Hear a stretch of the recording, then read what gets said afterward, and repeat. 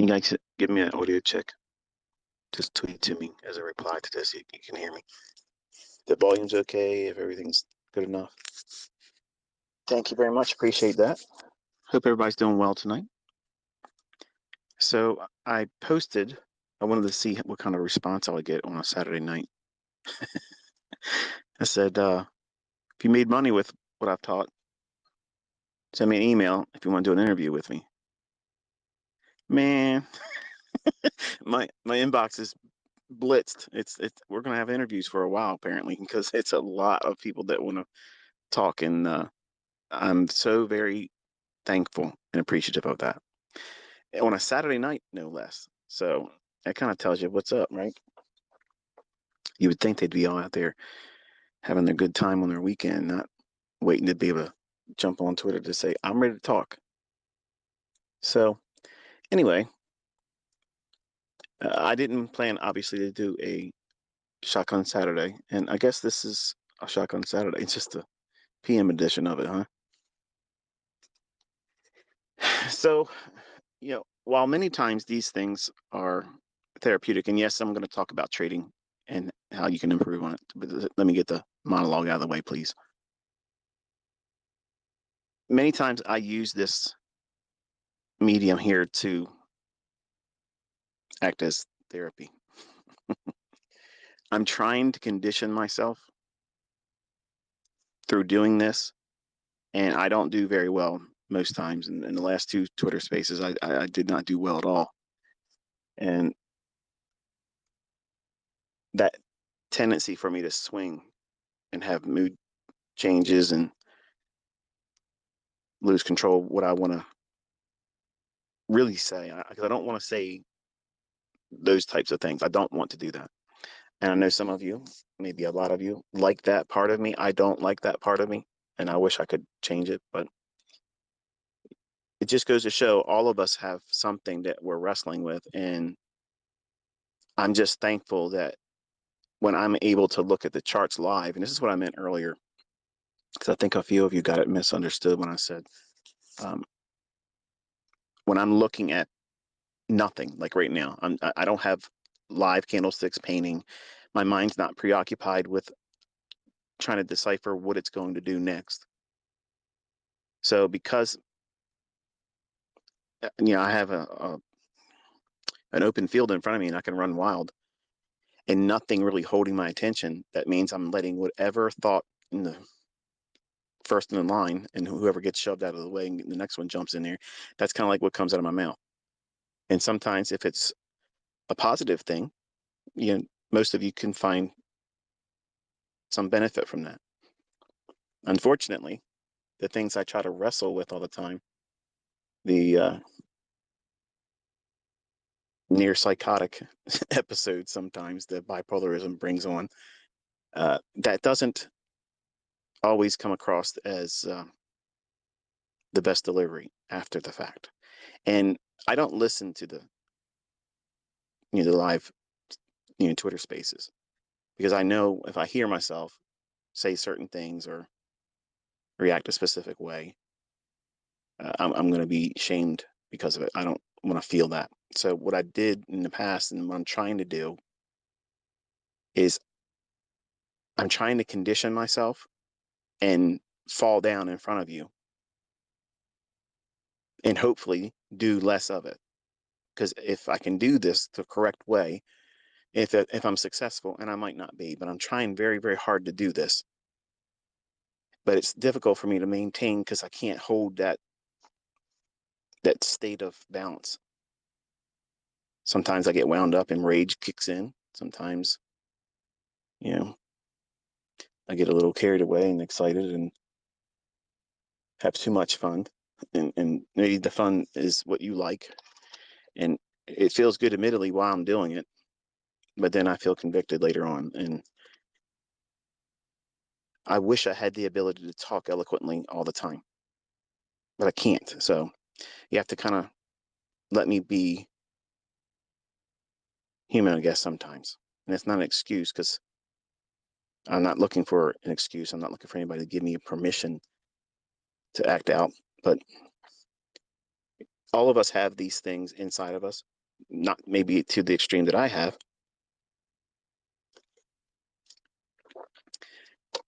I'm looking at a list on my pad here to try to keep me focused on what I want to talk about and not derail. But when you're trading and you have all of these concerns about making money or fear of making a losing trade or failure or living up to your expectations or what you think your expectations that are held by your family and friends that know about what you're doing in trading and why you're doing it, it's really difficult for some. And I once I got over the fear of getting in, I was afraid of the entry technique. I was afraid of doing the wrong entry. What's the wrong entry?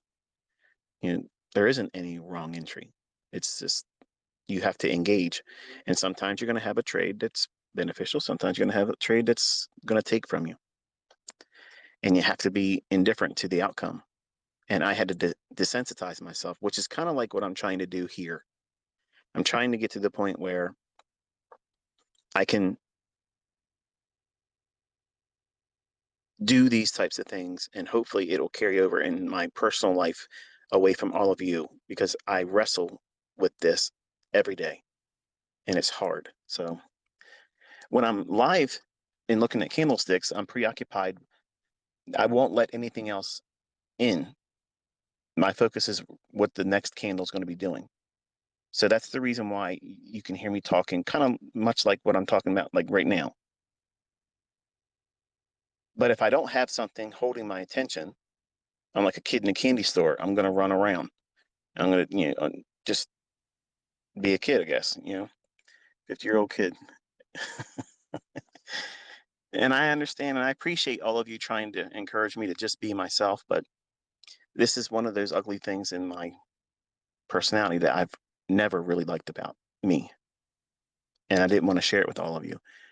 I've mastered it in my trading. I've wrestled it and held it at bay in my trading, but I've never been able to fully overcome it outside of trading.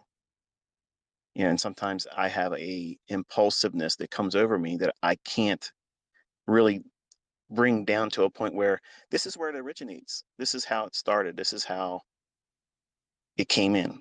Whereas if you had like an anxiety attack or a panic attack, and if you have never traded with live money or live funds, you'll probably have one once you start trading with live funds. You'll have an anxiety attack. You'll have a panic attack. You'll feel heart palpitations. You're going to feel like you're having a heart attack. You're going to feel like you're going to pass out. You're going to feel like you're going to be sick. It's an overwhelming fear of the world closing in on you. And the reason why that's going to happen is because you're over leveraging and you probably are doing that last trade where you just don't really think you care about the outcome, but you're rolling the dice to see if you can get back from that big drawdown you put yourself into. And right before you know the inevitable blowout of that account, because you're doing something impulsively and you're doing something over leveraged, trading 40 contracts, trying to look smart in front of everyone, and then you fail and you can't catch your breath, those types of things. Well, those panic attacks, those core events of fear, that can obviously be dialed back to, okay, this is the reason why it happened. This is why you lost control over yourself, because you're being impulsive about the money. But bipolarism isn't like that. Sometimes I can be triggered, yeah, but then sometimes I don't know where it comes from and just starts. And that's why I don't like to do these things. So I'm just letting you know that it's very difficult for me to do this. And I appreciate all of you that are encouraging me to do it. I don't want you encouraging me to be wild. That's not what I want to do. But I know that probably doesn't sound exciting or mostly boring to all of you now. But I want to get through this year teaching and have a lasting impression on you with what I'm trying to communicate, not entertain you.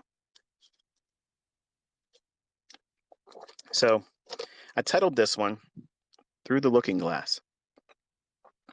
And the thought came to me this evening when I got an email from a student that obviously he's failed, and he wanted to more or less put the fault on me, and I just let him know about himself and basically told him go pound sand.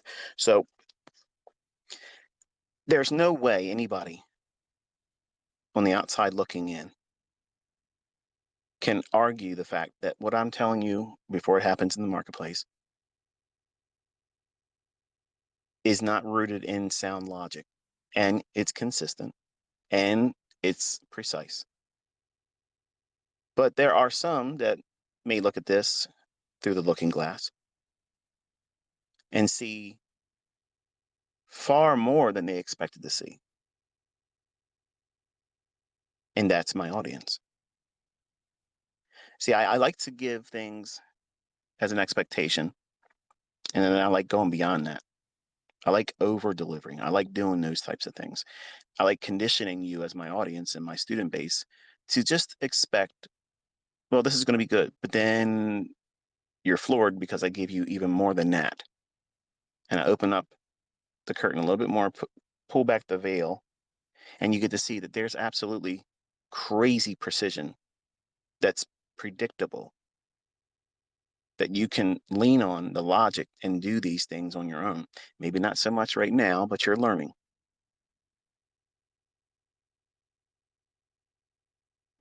The topic of submitting to trades intraday and seeing folks say in the comment section, they can see it as I'm describing it, and they feel empowered by me explaining beforehand what happens and what's likely to happen. That's normal. And that's what I'm trying to condition all of you to feel, to motivate you. Because it would be very unsuccessful in motivating anyone if I wasn't able to tell you what was going to happen beforehand. Number one, it would communicate, number one, a failure by me to be able to communicate something that I know is real. And many of my students for almost 7 years now have witnessed it on a day by day basis. You're all getting that experience right now. And it's not something that just started working. It's been like this for a long, long time. But you don't appreciate it until you see it. And when you're in the presence of that live commentary where it's being explained to you, this is what it should do. Watch this here. It should do this. It shouldn't do that. We want to see this. We don't want to see that. It communicates foresight. It communicates the ability to predicting, forecasting a reasonable outcome that would otherwise be unknown to everyone else. And when you watch that and you're experiencing it when I'm doing the live session or sending out the tweets telling you about what the chart's going to show in your computer or device later on, once it unfolds and you see it and you were there and you watched it, you saw everything real time through the looking glass. It gives you a sense of awe. Not over me, because that's not what this is about, but it gives you a sense of awe over the precision, the consistency, and the day in and day out delivery of price, which should give you reason to not fear, not be concerned about them against us, them guys doing it to us guys. Okay. What we're doing is bringing our collective attention to what those individuals that put these markets in motion, what they're doing, we're getting in alignment with that. You're never, ever, ever, Mr. Morrow, beating the market maker. You're never beating the market maker. Never. Okay. You will have the privilege to learn from me on how to be in alignment with that.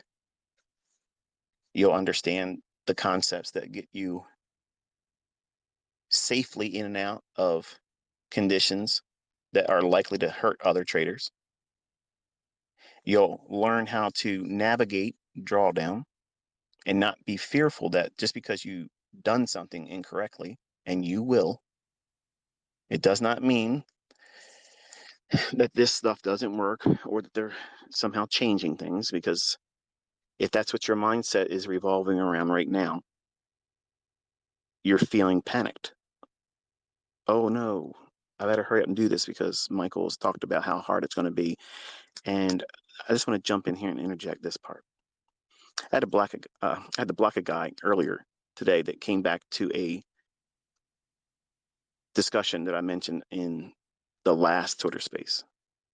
And I let myself talk about things that I would never discuss those topics on YouTube, number one. Two, um, they're not really popular topics. And because they're very, I mean, I'm already divisive as a person anyway. And in trading, I'm really divisive, which I want to be. I want you to either love what I'm teaching or basically say, fuck off. I don't care. This guy isn't the right one for me and I'm moving on. Whatever. If you don't want to be here for whatever reason, you need to go. And I don't care the reason why. Don't even wave bye to me. Just get the fuck out, right? But if if you warm up to the ideas that I teach something that resonates with you, and I think everybody can resonate with being correct. Everyone can resonate with being on the right side of the marketplace and knowing what it's likely to do next. I mean, who can't warm up to that idea? You can hear when I'm talking about trading, I'm very passionate about it, but I'm not emotionally passionate, elated, out of control, euphoric when I'm talking about price, because I've been here before. I'm not scared. I'm not worried about being wrong. And I pretty much know what's likely to happen next. And you've seen that. It's not an issue.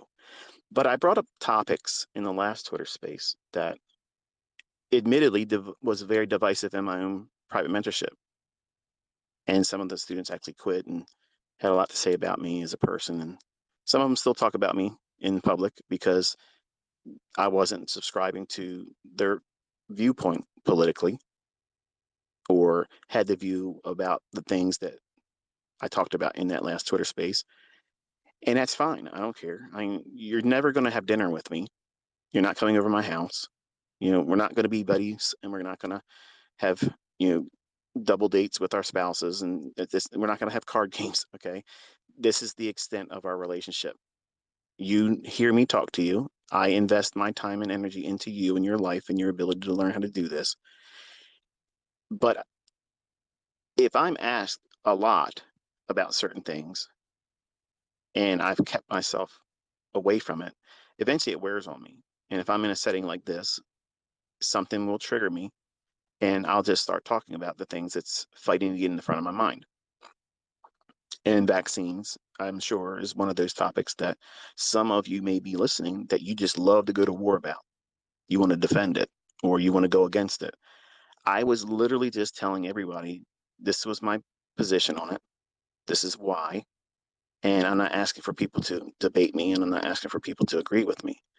But when I talk about those topics and I'm telling you why I'm inspired to be doing all of this for fucking free, like I'm pouring into you my time. I have better things to be doing than sitting here talking to people that I'm never going to meet and listening to people bitch about how I'm doing it. Like I don't want to hear that. Like I'm doing this because I want to do it because I know how hard it's going to be. But then when I read folks saying that I'm trying to cultivate fear, I'm trying to teach you not to be fearful.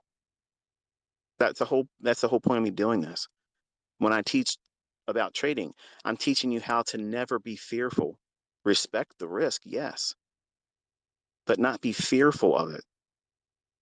If you're fearful, if you're paralyzed by the fear or the uncertainty, whether it be about the things that's coming, which you aren't going to be able to stop that. I can't stop it. Did you hear me say, oh, I'm going to lose my mind, I'm scared? No, I'm concerned. Yes. Who wouldn't be? But you can't walk around in denial thinking like the last 3 years didn't happen, because there's more things coming and you need to make your house ready. So I'm trying to give you a skill to help you do that. I'm not trying to scare any of you, but some of you that are very weak, and I was a weak man. After 9/11, when that happened, I was paralyzed by fear, and I lived with it for a number of years until I was able to defeat that. I am not a person that has anxiety. I'm not fearful of what these fuckers on the internet talk about. I don't give a shit about your bullshit lawsuit. I don't give a shit about what you think you could do in a trading competition. I ain't seen nobody on that leaderboard I recognized yet. I'm not worried about that stuff. That does not bother me. What pisses me off is, well, what I just did there. I don't like that part of me. And the other part is I wish that I could not give a fuck about people copying me if I go out there and do what I know I can do. What I want to do is lay waste to every motherfucker out there right now. That's what I want to do. That's what I want to do. But I know, just like you see it seep out in these live streams, that same 20-year-old ego is dying to come out. It's dying to come out. And I'm wrestling with that. And I feel like I'm being tested. I mean, that's what I really feel like I'm being tested. And the last two, I've failed. The last two live streams or Twitter spaces, I've failed. I don't ever get like that when I'm trading. I don't ever let myself get fucking stupid like that and go off the rails and just, psychotic.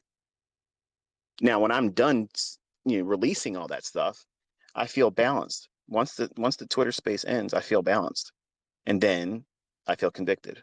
I feel I shouldn't have done that, and then I feel regret, and I feel ashamed and embarrassed, and I feel like I am not a good role model for some of you, especially the young men who may listen to me and think, well, he does that and talks like that, and that sounds empowering. That sounds alpha. It's weak. It's what it is. It's weak. And I wish I didn't do that. But I'm thankful that you all recognize that I'm not in any way, shape, or form emotional, good or bad, when I'm talking to you about what Price is doing, which is why I've done so well in it, because it's like meditation. It is allowing me, when I do it, to look through a looking glass and focus on one thing. And because I am serious about the outcome of my precision, it allows me to arm wrestle and subdue all of the other thoughts that are constantly trying to get in the forefront of my mind, distracting me, causing me to doubt this, get angry about that, worry about this, worry about that, kids, wife wanting me to do this, everything that everybody else has to contend with. When you're bipolar, it tends to become a bigger deal than it really is. And you make it more than it really is. And you don't want to, but it's just what happens. But when I'm watching Price and I'm expecting a setup, or I'm stalking a setup, or now because I'm tape reading with all of you, I feel balanced. Like I feel like I'm absolutely laser guided, and I don't feel that tug of war that I feel any other time, which is why you see me always talking about this. You ask many times, when do I sleep? Sporadically in 4 hours. And it's usually whenever I get whatever I want to get done. I don't have a set schedule of sleep. Like I don't have that. And it sounds insane. And I guess to the average person, that would be insane because everybody has a bedtime. Everybody gets up at this time. I don't. And sometimes I don't go to sleep for a day or two. And maybe that's viewed in your eyes as unhealthy. It's just what I've done for years. It's sometimes insomnia, and then other days it's just I don't have any end to the energy. It just goes and goes and goes and goes. So with these sessions where I don't have a filter, I have to work very hard to try to stay focused on what it is I want to cover. But I don't want any of you to listen to those last two spaces and think I'm trying to scare any of you, because I'm not. I'm not trying to fearmonger. I'm providing a way for you to prepare. At least that's what my motivation is. And again, I'm reminding you that I don't get paid at all doing these. There's no monetization. And I'm inviting all of you to take them and put them on your YouTube channels and get ad revenue. I don't give a flying fuck. I don't care. I don't care. So I use these to decompress. And they're not going to be eloquent sometimes. They're not going to be, you know, children friendly. You should absolutely never have these playing with children around because you don't know what I'm going to say. You don't know when I'm going to have a shift in my mood where it may not be like I can feel it winding up in me. Like it's there. But I don't want to be uncivilized. I guess that's the word I'm looking for. I don't want to be in a position where the father or the mother or the couple that are listening to this expecting the same inner circle trader that's on YouTube, the boring, dry, mundane delivery of okay, but I put people to sleep over there, and I understand, but here that I don't have the safety net like I do when I do recorded sessions where I can edit out those things, and I might go off and start talking about things that are not so family friendly and use language that if I was in better control of myself, I wouldn't reach for. So for those individuals that do have children and that made the mistake of trusting me in these instances and having that in your mind is this is how I'm going to talk, and then you hear that, I apologize for that. But I can't. It's not like I come here. I'm not wanting to do that. So anyway, monologue's over. So when we're looking at price action, and you've probably seen enough of it over the last couple of weeks now, there's a lot of different approaches that trading can give you for a model approach, what style of trade you're going to be. You're going to be a day trader, you're going to be a scalper, or you're going to trade the entire daily range. You're going to be a short-term trader, you're going to hold overnight or over the weekend, or you're going to be a swing trader and hold for a couple of weeks, which right now, that would be extremely ballsy. Like that, I mean, there's there's a lot of gap risk. You have no idea what's going to cause, an extreme gap. We might have an extreme gap on Sunday tomorrow. Like we may see it open up way, way, way, way far away from where we closed on Friday. Why? Well, we got that big liquidity pool resting below that daily low I've talked about in euro dollar. We have the liquidity pool above those relative equal highs and net volume imbalance on the daily chart for dollar. So they could start the week right up there. And then that makes the rest of the week a little bit more challenging because it could open up there for dollar and then trade back down to where we closed on Friday, consolidate around a little bit, and then it has to wrestle and go back up through that again to continue higher if it's where it's going to go. So what I do on the weekends, and this is what I've been doing now since 2020, is I'm basically watching the headlines and seeing what's happening around the world. Now, I'm not sitting there, in my boxer shorts, hair uncombed, unbathed, unshaven. Well, I guess I am unshaven, but it's grown for a reason. But not looking like I'm strung out on anything. I'm not flipping out watching all the news and panicking. I'm literally just going through headlines and articles and trying to stay abreast as what they're doing around the world and what might be an issue come Sunday's opening. Throughout the week, obviously, I spend a lot of time with all of you. And when we look at charts daily, it's my hope that you're learning to see how these things come to fruition, the organization of how they form in price action. When I call something out on Twitter in tweets saying, okay, look at this, look at that, the real students can hear me say when I'm really expecting the price run in a specific direction where I think it's going to go, that type of thing. And they're the ones I'm trading. They're the ones you see examples later on. And It's not ambiguous. It's very specific. We're not calling buys and sells every single time I mention something, but I'm bringing your attention to a specific PD array. If I talk about a fair value gap, most of the time when you hear me mention fair value gap, a new student that's never really spent the last 2 weeks with me, they'll think, okay, well, he thinks it's a buy because right now we're above it. That doesn't mean what I'm saying that at all. I'm saying that that's why we're watching that next. And if it can go through that, I may be bearish. I'm building the idea that I'm thinking the market's likely to go lower longer term. And I'm going to watch that fair value gap that would be below price. What would that be indicative of? I want to see it lose ground. I don't want to see it respected at all. So that's the difference with some joker that's literally trying to find something to talk about because he can't fucking make money in Texas, or someone that's looking at these things and saying, okay, what is he taking my attention to for? Because he's looking at this fair value gap, but he's also talking about how it could go down to a specific level. So it would seem confusing to a new trader or new student or new observer, but it's not to someone that's been watching me. If you've been in the live sessions also on YouTube, you can see how I talk about how I want to see it go through this fair value gap and then come back down into it and act as what? Support if I'm bullish.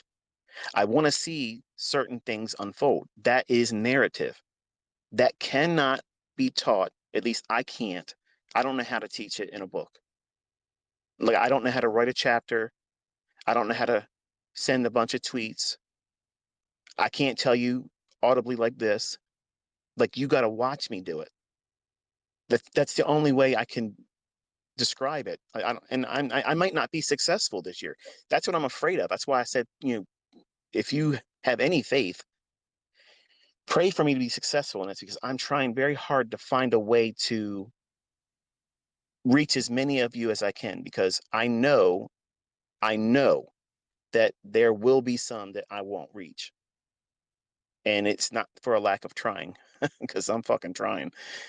But it's very difficult for me to explain something that needs to be viewed real time, watching it happen and explaining why this is the case, which is why most of the people out there that have tried to take my content and make their own little mentorships and shit, that's why they won't ever do what I'm doing. And Dave, I see your tweet saying that you do more than me and all that business. I would love to see you live stream this week, but don't put all that stuff on your charts. Keep your charts clean, and I'll be able to watch it. I can't watch it when it's all that scribble stuff on there. No disrespect, but you're talking a lot of stuff right now, and now I want to see you do it. So Dave teaches FX. I think that's what your Twitter space is or something, or maybe it's your YouTube channel. Um, Now everybody knows about you, and I'll be watching your live stream this week. So entertain me. I want to see what you're doing. If it's foolishness, I'm not going to watch it. Okay. I'm not going to be there to troll you, but I think I know what you're trying to do. So now you got my attention. Show me what you're doing. Okay. But there's a lot of people out there that have tried to try to teach what it is that I do, and they're not doing that right at all. They're not. It's just like order blocks. And that is a topic that I've guarded, because it's something that I know once you fully understand it, you'll know exactly what you're doing. Not that you need that specific concept, because you don't, because I have not been talking a lot about order blocks lately. It's just been primarily what? Fair value gaps. So when we see these things live and you watch me over the shoulder explaining certain things, it's more practical, because there's no way for me to be able to tell you what many of you ask a lot is, well, how do you know which one it's going to form today? That's the uncertainty. Like, you see these people out there will say, oh yeah, ICT says he knows about the algorithm, but he doesn't know this right at this moment. You're right. I don't know where they're going to open the price up on Sunday. Nobody knows that. And I have to eventually sleep sometimes. So I'm going to miss moves. That's what I said. You're going to miss moves too. You can't be in every swing. And that's taking things, cherry picking out of what I say and out of context to make your bullshit narratives when you want to troll and you want to hate, which is silly. It's your comedy to me.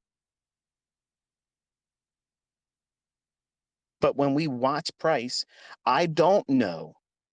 I do not know if there's going to be a fair value gap within a specific range yet. I don't know that. I have to wait to see if they're going to book it that way, if it's going to run off and leave it. I don't know if there's going to be a breaker. I don't know that. It might be just these one pass down and straight up and no opportunity for a breaker to form. Those are the things that I don't know. I don't know that.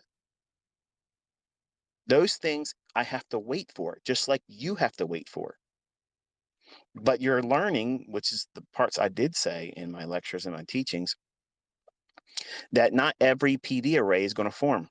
Just because I've outlined it in a matrix saying this is the normal order of everything, you've also been introduced to other PD arrays like the new week opening gap, new day opening gap, implied fair value gap.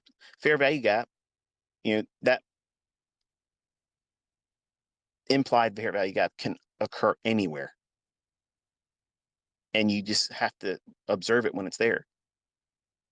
And unfortunately, some of you are already trying to talk about it and point to it, and they're not there in your examples. And that's unfortunate because you many times have a YouTube channel or you have a following on social media. And because you use the new name and term that I've introduced to every one of you, they get excited. Like, oh yeah, I see it and I understand it too. And it's many times like watching a guy do a magic trick and the guy thinks he knows how to do it. And then he tries it and he fails. And then he's angry that you didn't give him enough time to do it right. So, I mean, it's very difficult managing all of these personalities. And I've opened up a Pandora's box by having all of you, like literally, where you can reach to me on Twitter. Like nobody can hide your comment. Anyone that sends anything to me, they can see that. I just choose not to listen to assholes. But the biggest trolls, none of my biggest trolls are blocked. They're not. They'll lie to you and say they are, but they're not.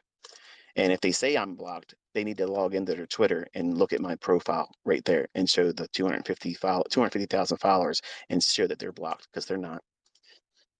So when we have opportunities to see things live in the live streams, and when I don't want to do it, here's kind of like where I'm getting at. And this is what I was doing, I think,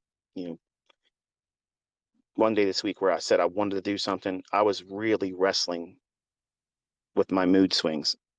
And I was like, I can't. There's no way I was going to be able to conduct myself in a manner where it would have been good. I'm not going to be on, I will not go on YouTube live stream and be like I am here. And I knew, looking at price even that day, because I was angry about one of my sons. He has a girlfriend that we don't think is, healthy for them right now. They're too young and there's too much drama with it. So my wife and I had a discussion, and I'm very opinionated about it. I don't want certain things to be done, and she's coming around to my way of seeing things today. But that day, I couldn't bring myself to be in a live setting with all of you because I was angry. I was very angry, and there was no way for me to really focus. Even looking at price, it would have been difficult for me to keep my focus on that. So I just went to Twitter and said, okay, here's what I see right now. Here's what I see right now. And you probably already saw that there wasn't a whole lot of it, but the things I shared was dialed in enough for you all to see that it's still working and it's fine.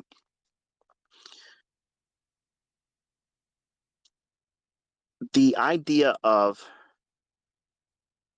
these funded accounts and the 5 handle moves and such, I see a lot of you are getting confident with that now. And I appreciate your willingness to share your observations and such.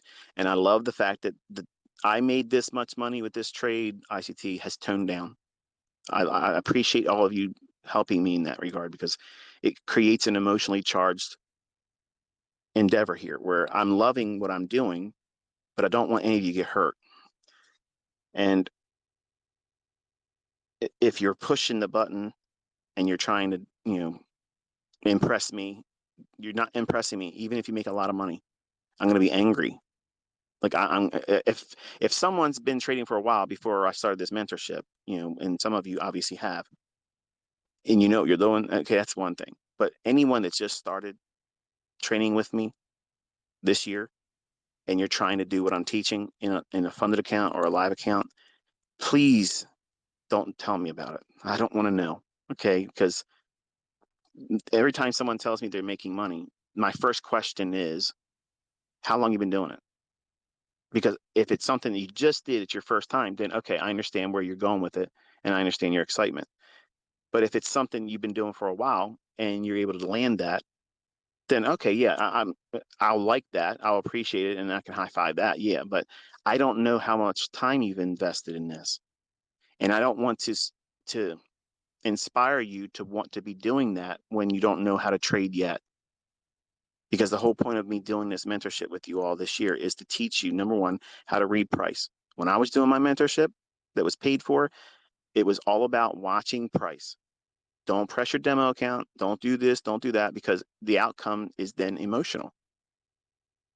And now we're looking through that looking glass at these candlesticks with an expectation of, I have to be right because now I have money behind it. Because if I'm wrong, I'm losing money. You see the difference there?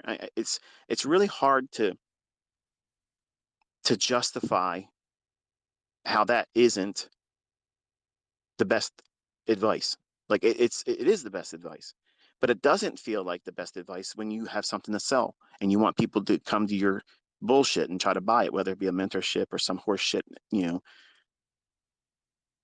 pseudo algo box bullshit, because that ain't algorithmic. That's retail stuff.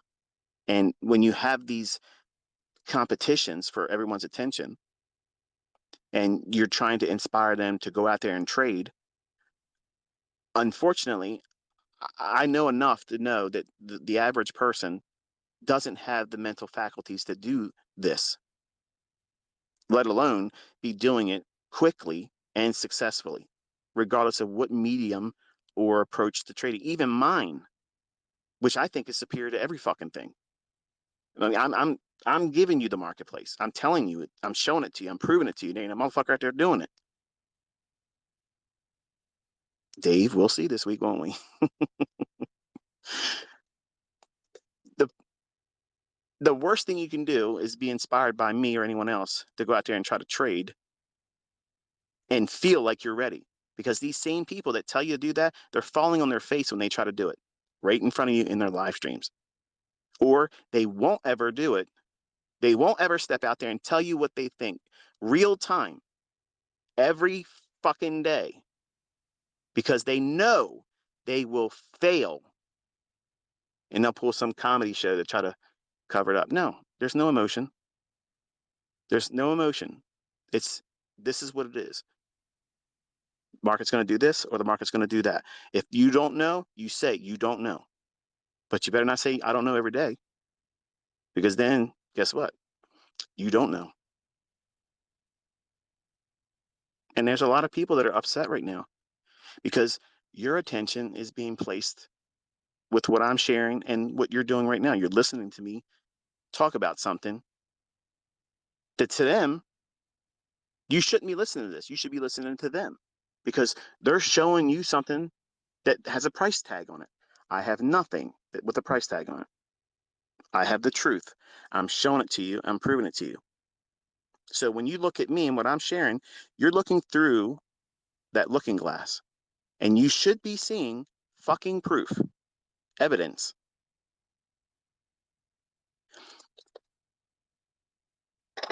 There's a lot of YouTubers out there that I hope I can help.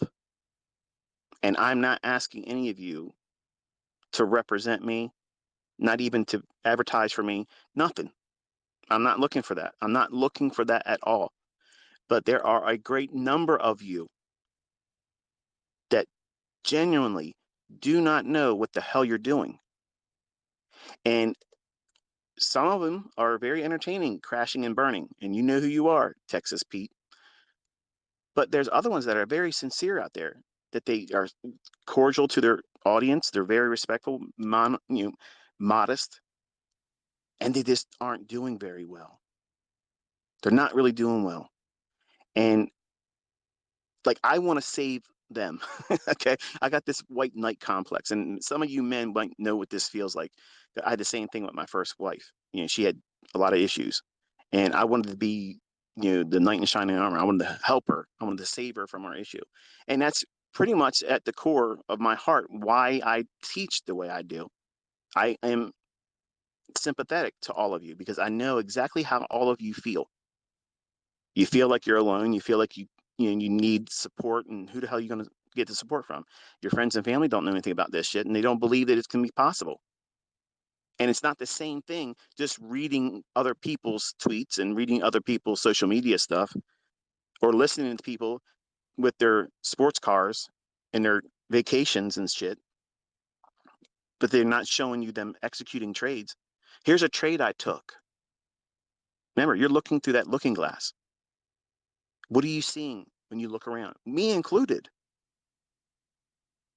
Through that looking glass, are you seeing a reason to invest your time in whatever it is that you're looking at, or in this case, listening to?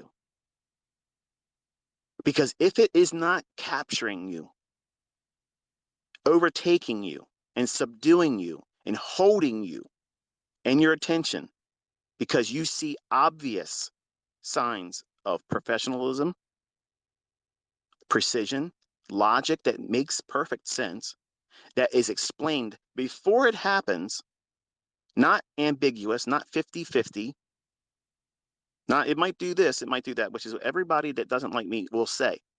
But they're leaving out the parts where I say, but this is what I want to have happen. This is what I'm looking for. I'm waiting for this. This is my setup. This is my trade. If I'm wrong, this is what it's going to do, and I won't be in the trade. I won't be hurt by it because I'm looking for this trade to unfold. That's what you want to learn from a person that can obviously outline what makes this work. How will you fail? How can I do certain steps to avoid failing? Avoiding entirely is impossible. But much like when you're in flight school and you're trying to learn how to fly, what's one of the things they put you through as a pilot? You ever think about that? They take you up there and they tell you to turn the fucking engine off while you're in the fucking air. Like, what? Are you kidding me? But hey, they got to teach you how to do what? A controlled landing. You might take off. It might be beautiful. You're up there in the sky. You're sailing around, looking down, thinking this is great. And then your instructor says, "Oh, by the way, today's the day where we tell you to turn the fucking engine off. Figure it out." And I'm sure that there's a great deal of anxiety when that happens. I'm sure that everyone that thinks that they're going to be ready for that moment, because everyone that goes into flight school knows that that's coming. And maybe they don't have it unannounced. I'm trying to be funny, obviously, because I'm not a pilot, but I couldn't do that. Like I honestly, I know I'd flip out. There's no way. First of all, I could not have the focus. You wouldn't want me. You wouldn't want Ratchet ICT flying your ass anywhere in an airplane because we're probably going to get down real fast, and not the down you want to get down with. And so then imagine that same thing occurring in trading. That's what's happening when you get out there with live funds, live money, listening to people that tell you to get out there and trade sooner than you should when they themselves can't prove that they're doing it right either. And you can't build your faith in anyone based on here's a trade I took. Here's a trade I took approach to selling something is the worst possible thing in the world. But unfortunately, in this industry, looking through the looking glass, you're going to look for what you want to see, especially if you're really new. And what I try to do is be, number one, responsible as a mentor. I'm not trying to take anyone down the primrose lane. And if I was a fucking fraud and a failure at doing this, you would have seen it by now. You absolutely would have seen it by now. My calls would have been failing miserably. They would not be going exactly where I said it was going to go when I said it was going to go there. So I'm a little bit different. I'm cut from a different cloth to everybody else. And that's fine. That's exactly how I want it to be. I'm not going to teach everything because that makes me who I am. I'm not obligated to do that, but I can teach the rest of my life, and that's fine. That's great. I'm keeping my promise. But I didn't accept this responsibility under the guise that I have to what? Teach everything I know because I can't. But what I've already taught, if I stopped right now, you are light years ahead of every fucking Mickey Mouse bullshit that's out there. You literally have an unbelievable arsenal.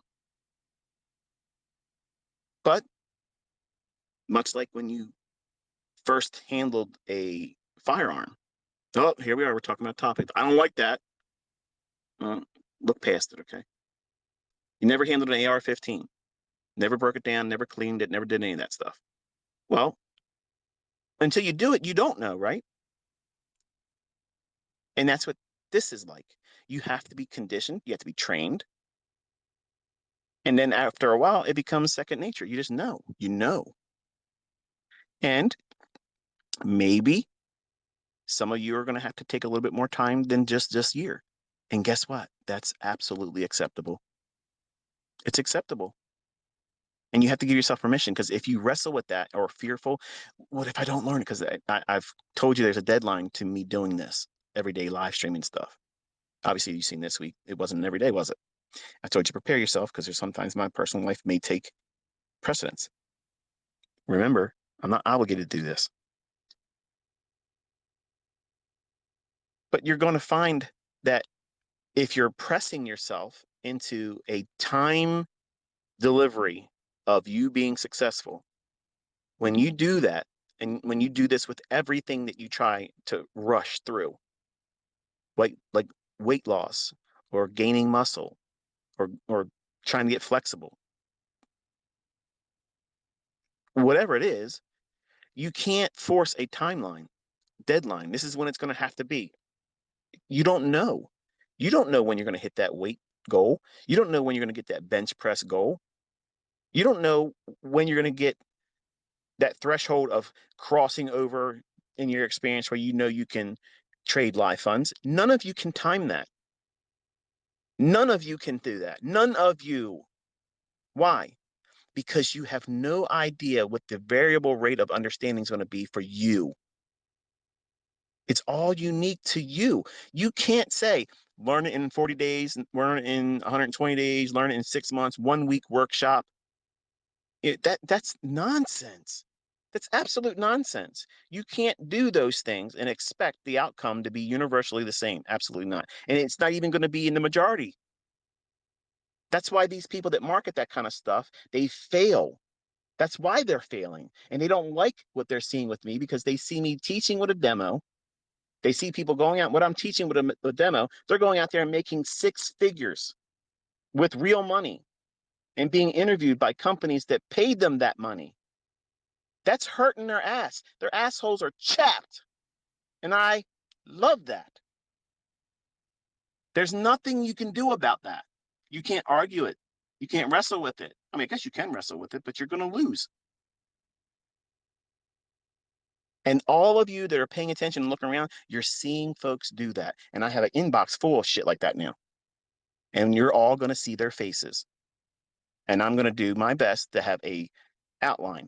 The same questions I'm going to ask, I'm going to let each person know what they are so that way they're not put on the spot. They can talk freely. They have already collected their thoughts about how I'm going to, because I don't want to be longer than an hour. That way, I'm going to ask the questions and I'm going to sit there and let them talk. I don't need to be heard. I want them to tell me what they've done, what their routine is, how did they get started, what was their biggest fear that they overcame, where's their goals, and what's their plan on getting there. You know, these are the types of questions I'm going to ask, and everybody's going to have shit different, and that's going to be interesting. I know it's going to, for me, it's going to be. I don't give a shit if anybody else likes it. I'm giving these students the opportunity for me to sit down with them as close as face to face can be. Yes, I will show my face there and you'll see I have more than one white cap. I have other colors too, guys. I might shave my head because everybody wants to see me bald. Summertime, I might do it. I ain't afraid of it. So the good grief, you'll hear these folks give you their stories and share, and I'm going to treasure that. Like that's exactly what I want this to morph into. I'm doing this because I want all of you to be generous with your story with me. Tell me what it is that you're doing. If you want notoriety, apparently I have an audience that looks at this stuff, and I'm going to share if you want me to. Not that I'm going to do it, without your blessing, but if you want your socials shared, I'm going to give you the opportunity to do that. So it gives you a stage. If it, like there's a young man out there, Paladin. He's trying to get a course together how to beat these funded accounts and have all that stuff. He might be teaching some of the stuff that he uses while he's doing that he's learned from me. I don't give a fuck. Okay, I don't care because number one, he's publicly stated that I had a small part of what he was able to do, and that's wonderful because now they know me, and then when they hear me, they talk about how did you learn, and I give all the glory to God. That's how I want it. That's the exchange rate here. Okay, that's all I want. But he's trying to build a course or whatever, or some kind of mentorship to get funded and pass them. You know what? Go for it. That's something I'd get behind. Say, you know what? Do it. And some of you may be wanting to run signal services. And guess what? I have a lot of students that can't do this. When's the last time you heard any educator, any guru, furu tell you they got failed students? Everybody makes money with their bullshit, right? Get the fuck out of here. It's real. I don't lie. The bottom line is this stuff is complex. This skill set isn't going to happen overnight. And a lot of people came to me like they go to anybody else. Give me the 1, 2, 3 fast track. I need to learn how to make money right now. I'm broke. And if you can't do it, you're a fraud. Fuck you. How's that work for you? The bottom line is this: you're going to work your ass off in this industry, no matter what you do. Period. Period. And time is going to be a whole lot more spent than you wanted to spend. It's going to take you longer. It's going to be more effort on your part. You want to learn how to trade? I've already taught you. You want a routine on how to go in and do those things? That's exactly what I'm teaching you this year. A day in and day out. This is what we're looking for. This is what it looks like. This is how it repeats. And we aren't afraid of signals drying up and not working anymore. I know that I'm going to have a setup. And this is what pisses people off that don't like me. I always have something. I always have an ace up my sleeve. You're damn right I do. Because that was a weakness. I needed to know I had more weapons than just a stochastic and a moving average. Because that shit didn't hold up long. And the markets are more dynamic than just one way. You have to have a tool that is useful for any market profile. It doesn't mean that you're going to trade every single time because you have that tool. It just means that you know enough that the thing you're probably going to use if you were less equipped, experienced, you would have tried to use in an environment, which is what most of my students, when they first come to my YouTube channel, they think everything's a fucking optimal trade entry. They think every rally up is going to set up a sell, and every rally down is going to set up a long. And they send me emails. They'll say things in the comment section. I tried the optimal trade entry and I get stopped out. How do you know which one's the optimal trade entry? Well, what are you doing wrong? Looking through the looking glass, you're looking for entries only. You have no context as to what you're doing. There's no narrative being applied to the chart. You haven't even consulted the higher time frame. So is it surprising why you're looking at something on the smallest degree of importance, which is the entry? I've stated this so many times that it's almost like you guys don't want to believe me when I'm being honest. Entry patterns are numerous. There's so many entry techniques that get you into the moves. But there's only one side of the narrative that's going to develop in price. That's it. You're not going to change that. The buying, selling, and pressure doesn't change it. The narrative is going to unfold. And that's just the way it is. And if you're not able to get on side with that, That means get in alignment, get in sync with it. Any entry techniques, I can give you the best ones I have. And it's going to fucking fail for you because you aren't looking at what? You're not looking at the underlying pinnings of the marketplace. What makes this market most likely to go higher? And where the hell is it going?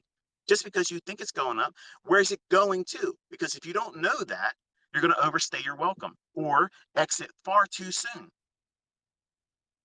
And if you look at what I'm teaching and how I teach it, I'm teaching you when to time to market, when to build a model that is bullish, when the bearish model is expected, when the market's going to be in consolidation and try not to be expanding with your expanding, but entering with your trades, expecting the market to expand out of that range because it's most likely to do what? Consolidate ahead of a big report. So you're not gonna be guessing. You don't want to go into this guessing. If at the end of this year you're feeling like you have no idea where you're at in price, I promise you this: you did not pay attention. You did not take notes, and you did not backtest. And that's the bottom line. That is the absolute truth. And I know that there's going to be people that are going to be lazy as fuck this year. They're only going to watch the videos. They're only going to watch the live streams and try to get trades out of what I'm saying. And then they've learned nothing. And they'll be the same yahoos that were paying me money to learn how to do this. And I'm calling the market every single fucking day, every single month, and it's going where I said it was going to go. And I'm proving the concepts work. And here it is. It's going on and on and on. And I got people that make money in that group, whether it be the 2016 group or the 2021, the last one. Every one of those groups, every one of those years, I have winning, profitable students. Every single one of those groups, I have students that have never made a dime with it. What's the common denominator? They have not done what I'm telling them to do. And they've done everything I told them not to do. The ones that end up making money, they're the ones that maybe they fucked off in the beginning, tried it their own way mentorship stuff, lost, learned from that, and then started doing what I said. Or they never fucked off and they followed my instructions and right from the beginning found their way into profitability. I'm sorry that it's harder than you thought it was going to be, but that doesn't make me a fucking fraud when I'm out here proving it every fucking day. Sorry. Sorry. It must suck to be you because you're literally looking outside yourself for a reason to exist and live with yourself. Because if you think that this stuff doesn't work after seeing as much of the evidence of this on a day by day basis with such a degree of precision, you are the problem. Just like I was the problem when I first started. But you don't want to recognize that. Trading, this industry, is the looking glass. What do you see when you see through it? Do you see problems that you got to work on? Character flaws that you have to correct? Build coping mechanisms? Being bipolar, it's not a matter of what I eat, folks. Okay. I appreciate some of you that are sending me that shit, but it has nothing to do with it. It's all in my brain. Okay. I'm literally struggling to be sane sometimes. It's very difficult. And I will not ever take a drug that is going to make me not focus like I need to be focusing. I will live the rest of my life like this, wrestling with it, and it sucks. It does, it sucks. But I will never be medicated. I will not. So, that's the wrestling match I chose to be in. But you're gonna see things through this industry in other people. You're gonna see arrogance when there isn't any justification for it. You're going to see modesty when they should be beating their chest. You're going to see folks fail miserably and deny that it was them, not the material, not the concepts that other people around the world are doing the same stuff with it. And well, not the same stuff, but they're using the same concepts and they're making real money, life-changing money. some of you are new and you haven't had that experience yet. And I will have that interview with you as well. If you're willing to have it, no problem. I would love to continue that part into 2024 and beyond. I'd like to do like a one a week type thing. That way it allows me, number one, to live my life once we get through this. Because I don't want to be doing everyday interview, because it takes time to be doing all that stuff. And I don't want to be held to a schedule. But I would love to be able to sit down with one each week, maybe like on a Friday. And it's an hour long in time. That's what my plan is. And just listen to someone that has gone through it. I would love to see people come in and say, yeah, I thought you were a fucking scammer. I thought you were a scammer and a fraudster. And then, I just figured, oh, I'm going to take this guy's shit and challenge it and prove it wrong. And then now I'm making money, and this is the best decision I ever made. That's the interviews I'm waiting to have. Because I understand I have a lot of supporters, and you guys are making money, and that's wonderful. I really get off. I get my rocks off when I have someone converted.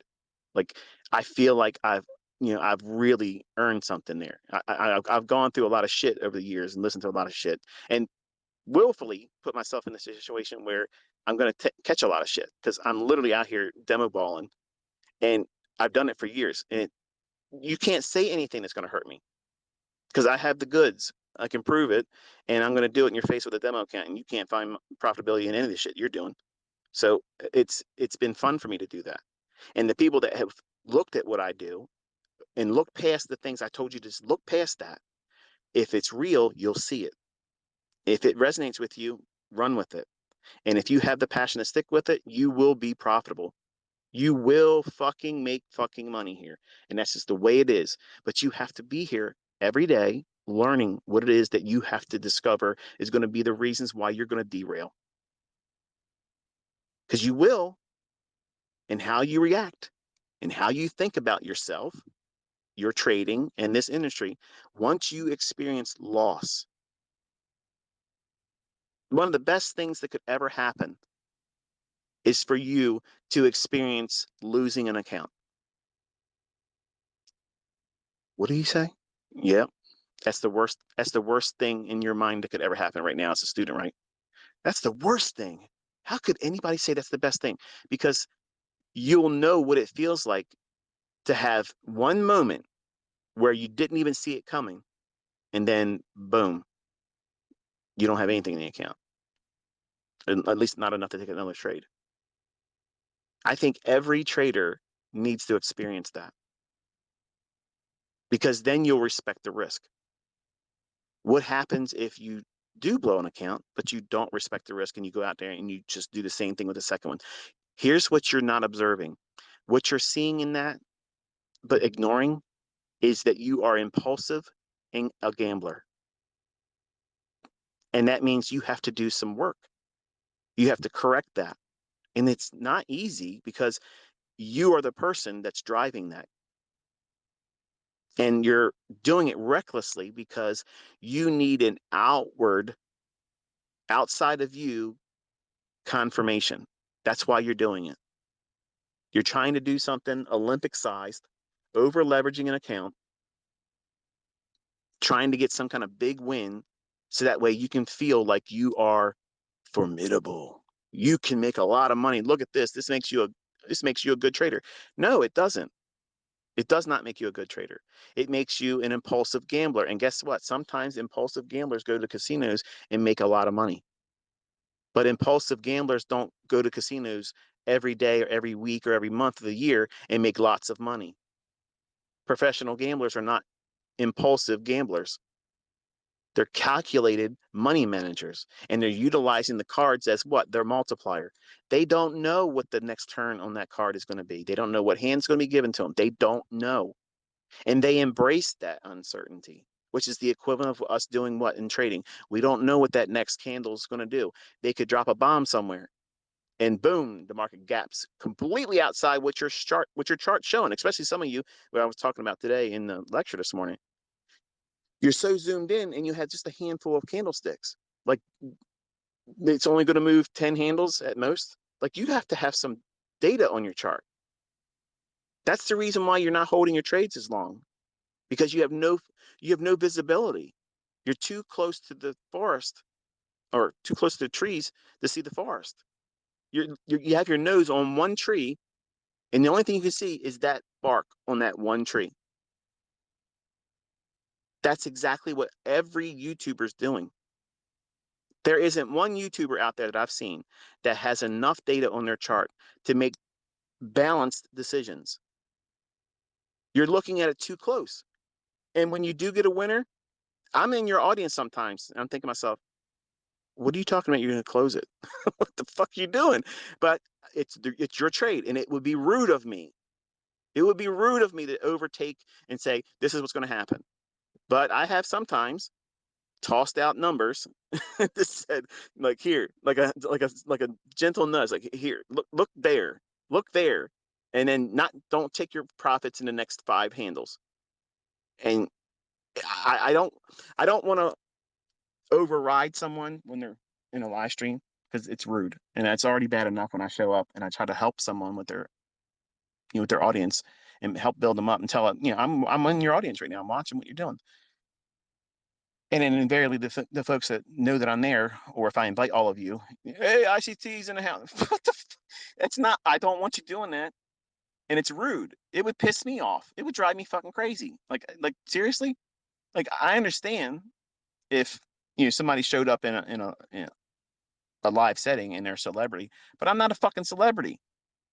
I'm literally nobody. And giving you my attention or giving me your attention in somebody else's live streaming chat box is rude. That's fucking rude. Don't do that. But these same YouTubers who I sometimes adore because they are doing something that takes a lot of balls to do it. And seeing them discover themselves in the presence of other people, man, that takes that takes a lot of courage. A lot of courage.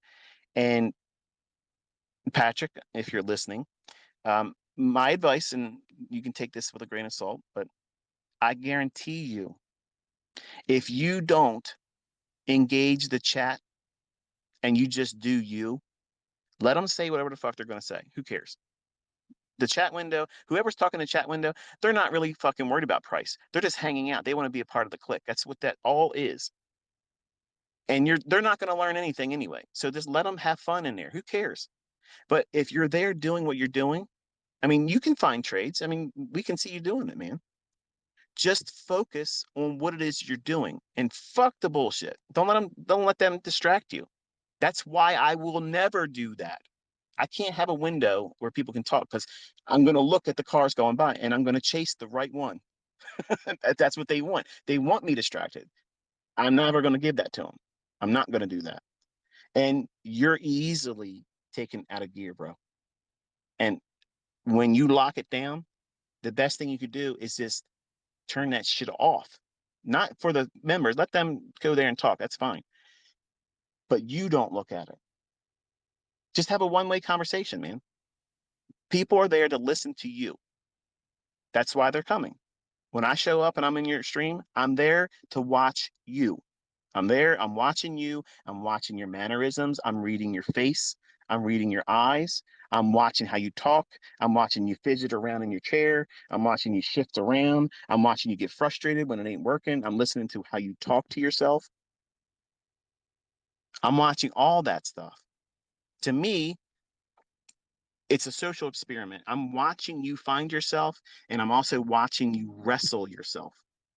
And this is exactly what I talk about all the time, which is the reason why I invite everybody to go to you. Because if you wrestle all these things that you're competing with inside you, and I hope you're not being offended by what I'm saying here, because I'm saying everything with love, bro. I'm not trying to judge you. Nothing I'm saying here should be viewed as negative. Like I'm telling you that what you're doing is very courageous. And I'm hoping that you will be successful more than you already are. And I'm hoping that you just consider what I'm saying and just try it out. It might not work for you, and that's fine. I'm not trying to take credit for anything that you do in the future. All I'm trying to do is be a help. That's all. But what you go through and the things that you're experiencing, and then you say, "Oh fuck, this fucking trade, that's negative self-talk." And that negative self-talk has such an impact, such a huge impact on what you're going to do. And you're doing it, you're doing it in a setting that's absolutely incredible in terms of difficulty, which takes huge fucking balls. Like to do that, number one, in front of anybody, in a live audience setting, takes takes a lot of courage. And if you're trying to discover what it is that you're going to be excelling in as a trader while doing that and allowing other people to give you feedback, and sometimes you know what's going to happen, assholes are going to show up because they suck. They literally can't do it themselves, and they want to make themselves feel good if they can wreck your mindset. So deny them that and still do what you're doing. If you're distracted with what other people are saying, like, why don't you try to trade like this? And why don't you fuck that opinion or question? Who gives a shit? You know what you want to do when you see it in the chart, like anybody else. Doesn't mean it's right, doesn't mean it's wrong. That's the thing you're looking for. You're waiting for that thing. And if you let other people get inside your head and take your mind off of what it is you're looking for, whether it be a student of mine or whether it be someone that's pretending to be a student of mine by talking shit about me, which I think is really what's going on. I think there's people out there, and you know who I'm talking about. They're trying to make our community look like a bunch of assholes by going into other live streamers and shit. And that's why I'm not going to invite anybody anymore, because that's what's been going on. But you know what YouTubers I'm listening to. Patrick, you know I'm in yours. Trades by Matt, you know I'm in yours. And the other YouTubers are just uploads. And the other ones I'm not going to tell you who they are because I use their chat windows for sentiment, and I don't want them to think I'm being an asshole because that's not what it is. I have nothing against the YouTubers themselves, but they have a rich chat window that is a wonderful sentiment indicator. So I've said that before, but Patrick posted a comment about how, and he's also said it several times in his live streams. I'm talking about Patrick Whelan. Um, he does a live stream every morning on YouTube and trades the morning session and such.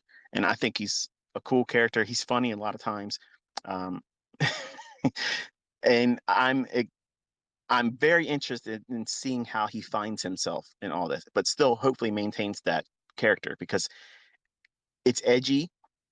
It is going to work really, really well if he knows what he's doing and he's consistent with it. Not There's a lot of emotion, and which is normal. Like he's a roller coaster of emotions, which many times I think is why people go to watch him. And when he makes it and kills it, he's doing his normal everyday man flex where he gets the touchdown, he does his dance, and he's cheerleading himself, whatever. That question he posed several times about how he needs to find a way to hold on to these trades a little bit longer. And then now when he tries to do that, he gets burned because he has winning trades and turns back on him.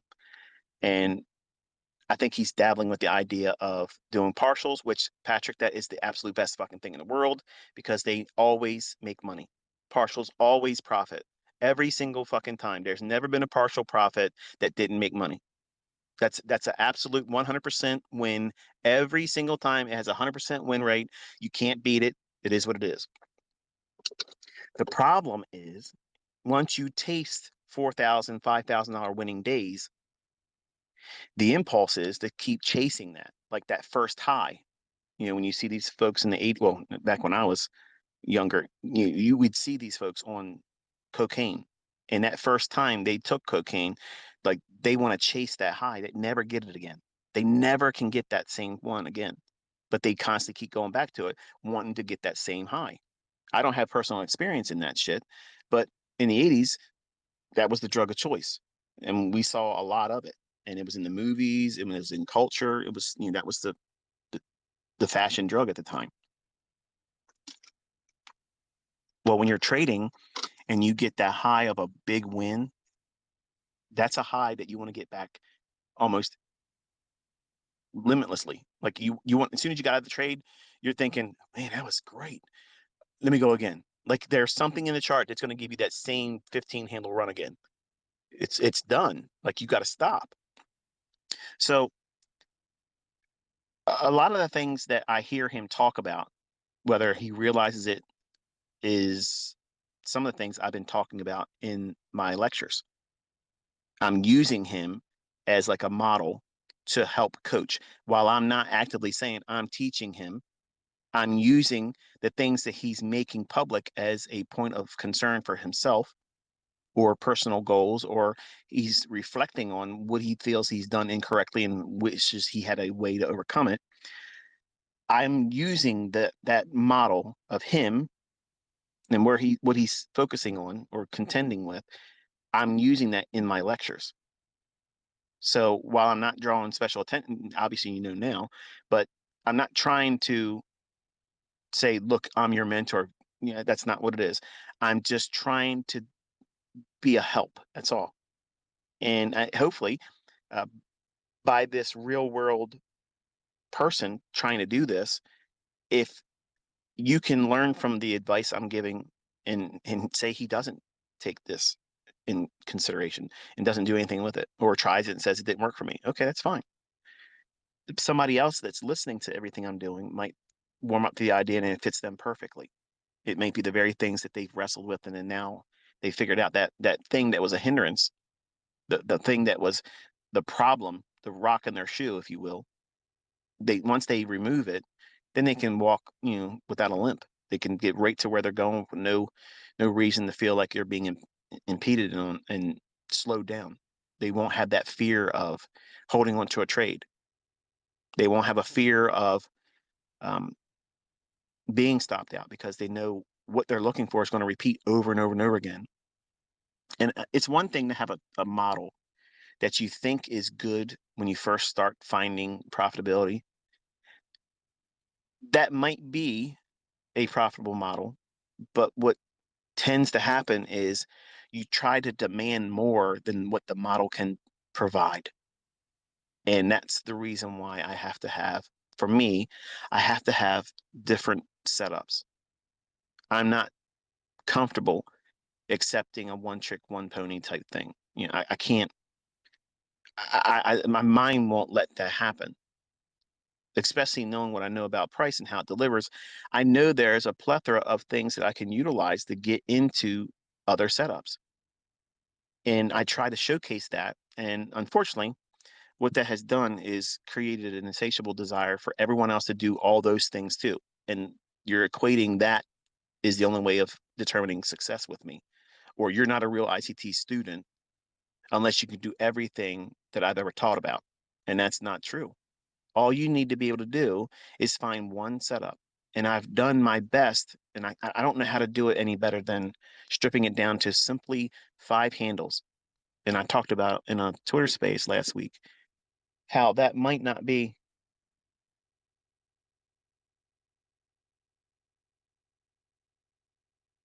It sounds like someone just got shot, to be honest with you. Hang on one second.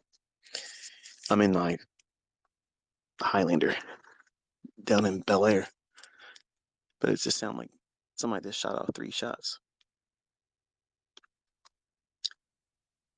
There you go. Live and on the scene. Here's ICT reporting. I don't see nothing. As long as they ain't shoot at me, I'm good. I didn't see nothing. So you might go after those 5 handles. And like I'm teaching my son, Cameron, and what I've mentioned also in the Twitter spaces, that what happens if you're trying to start off as that 5 handle trader and you're going to find that can be found a lot intraday, lots of opportunities of that occurring. And you can be bias neutral, meaning you don't have to have the bias correct. So for the folks that are struggling with bias right now, I'm giving you a way to study and look for setups. And it's such a small range of movement and price. 5 handles is nothing. Like it's literally nothing. But for you, it may not have probably seemed like worth it at all because you hear other people saying, ah, ha, ha, 5 handles, you got a little dick. Yeah, no. Five handles can change your entire life if you know how to find them consistently. High frequency algorithms are taking many times huge numbers of trades just to get less than one handle move. So who's fucking laughing? Okay. The clowns that have an ego problem and have a superiority complex and they have a small audience. That's the ones that are bitching and making up bullshit. So you shouldn't listen to those people anyway.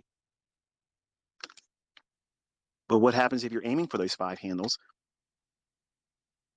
but you don't have the confidence yet because you're new, and that's understandable, but you take it off when you get three handles. And you do that for months until you find that level of comfort doing it. Because some of it is going to be requiring you to do things longer than you think it's going to take right now. And when I just said that, what? Several months. And some of the trolls are snickering and laughing. He said, do three handles for months because this is hard for some people. It's scary. Like I had to overcome a lot just to get into trades in 1992. Like it was scary after my first trade, which I impulsively just jumped in because I had to just do something. I felt like I had to do it.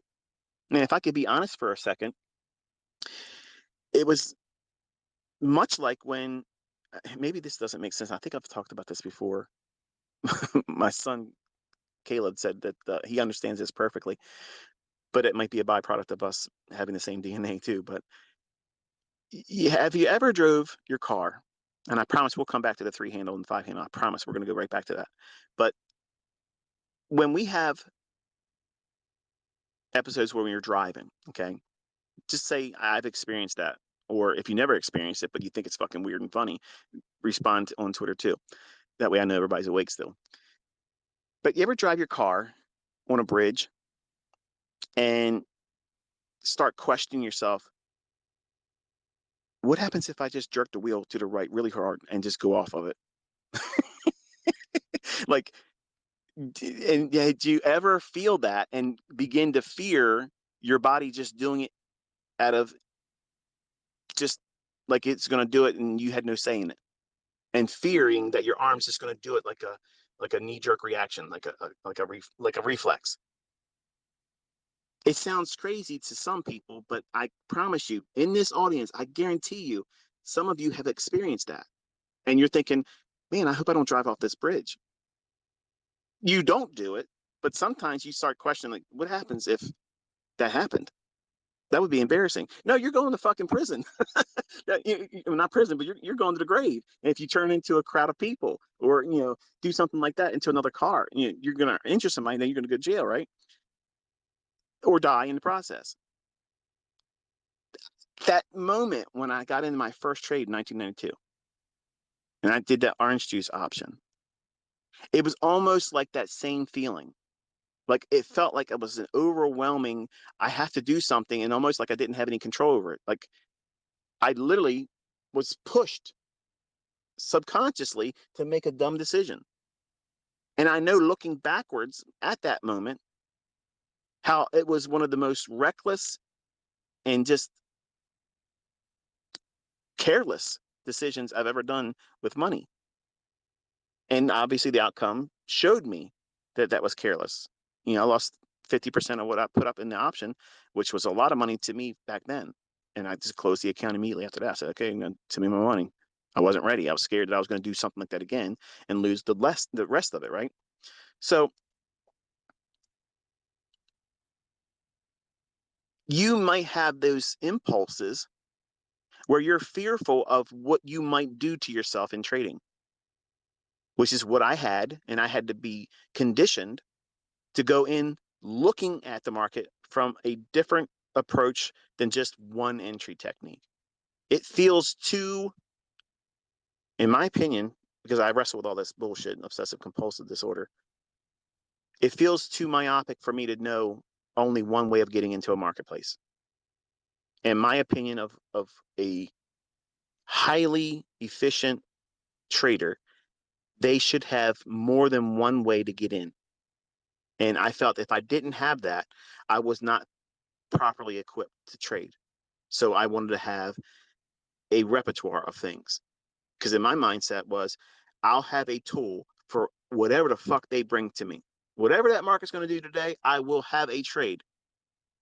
Now, I can do that today, but admittedly, that was a dumb decision, which caused me to make a lot of tweaks and mess with stuff and blow accounts trying to make things happen when I didn't have any proof behind what it was I was trying to force as a trader when I first started. And for some, if you listen to me as a benchmark of 5 handles, you're starting from ground zero. So 5 handles is a huge win. If you just get that one time a week and you stop and you don't lose it, that's a good thing. That's good, especially if you're doing it with a one mini contract. You're doing $1,250 a week. Well, that's not entirely true, is it? If you're doing it multiple times each week, you can build it up to that, 25 handles. But if you do it every single day, do that, you're going to get it that way. But if you just, right now, for instance, the folks that are in Africa, you are challenged financially right now. And in Nigeria, there's a whole lot of shit going on. If you made $250 a week, just a week, that's life-changing over there. And some of you have done the math on that, thinking, man, I'm going to live a whole different lifestyle once this starts happening for me. But in the United States here, unfortunately, and this is not to talk down to anybody else in another country, but $250 doesn't even pay my fucking cable bill per month. So here we have a lot of expenses and we live lives that are really bloated with things that are just overpriced. And I'm not exempt to that. But these 5 handles can make a major dent, even with what I spend a month.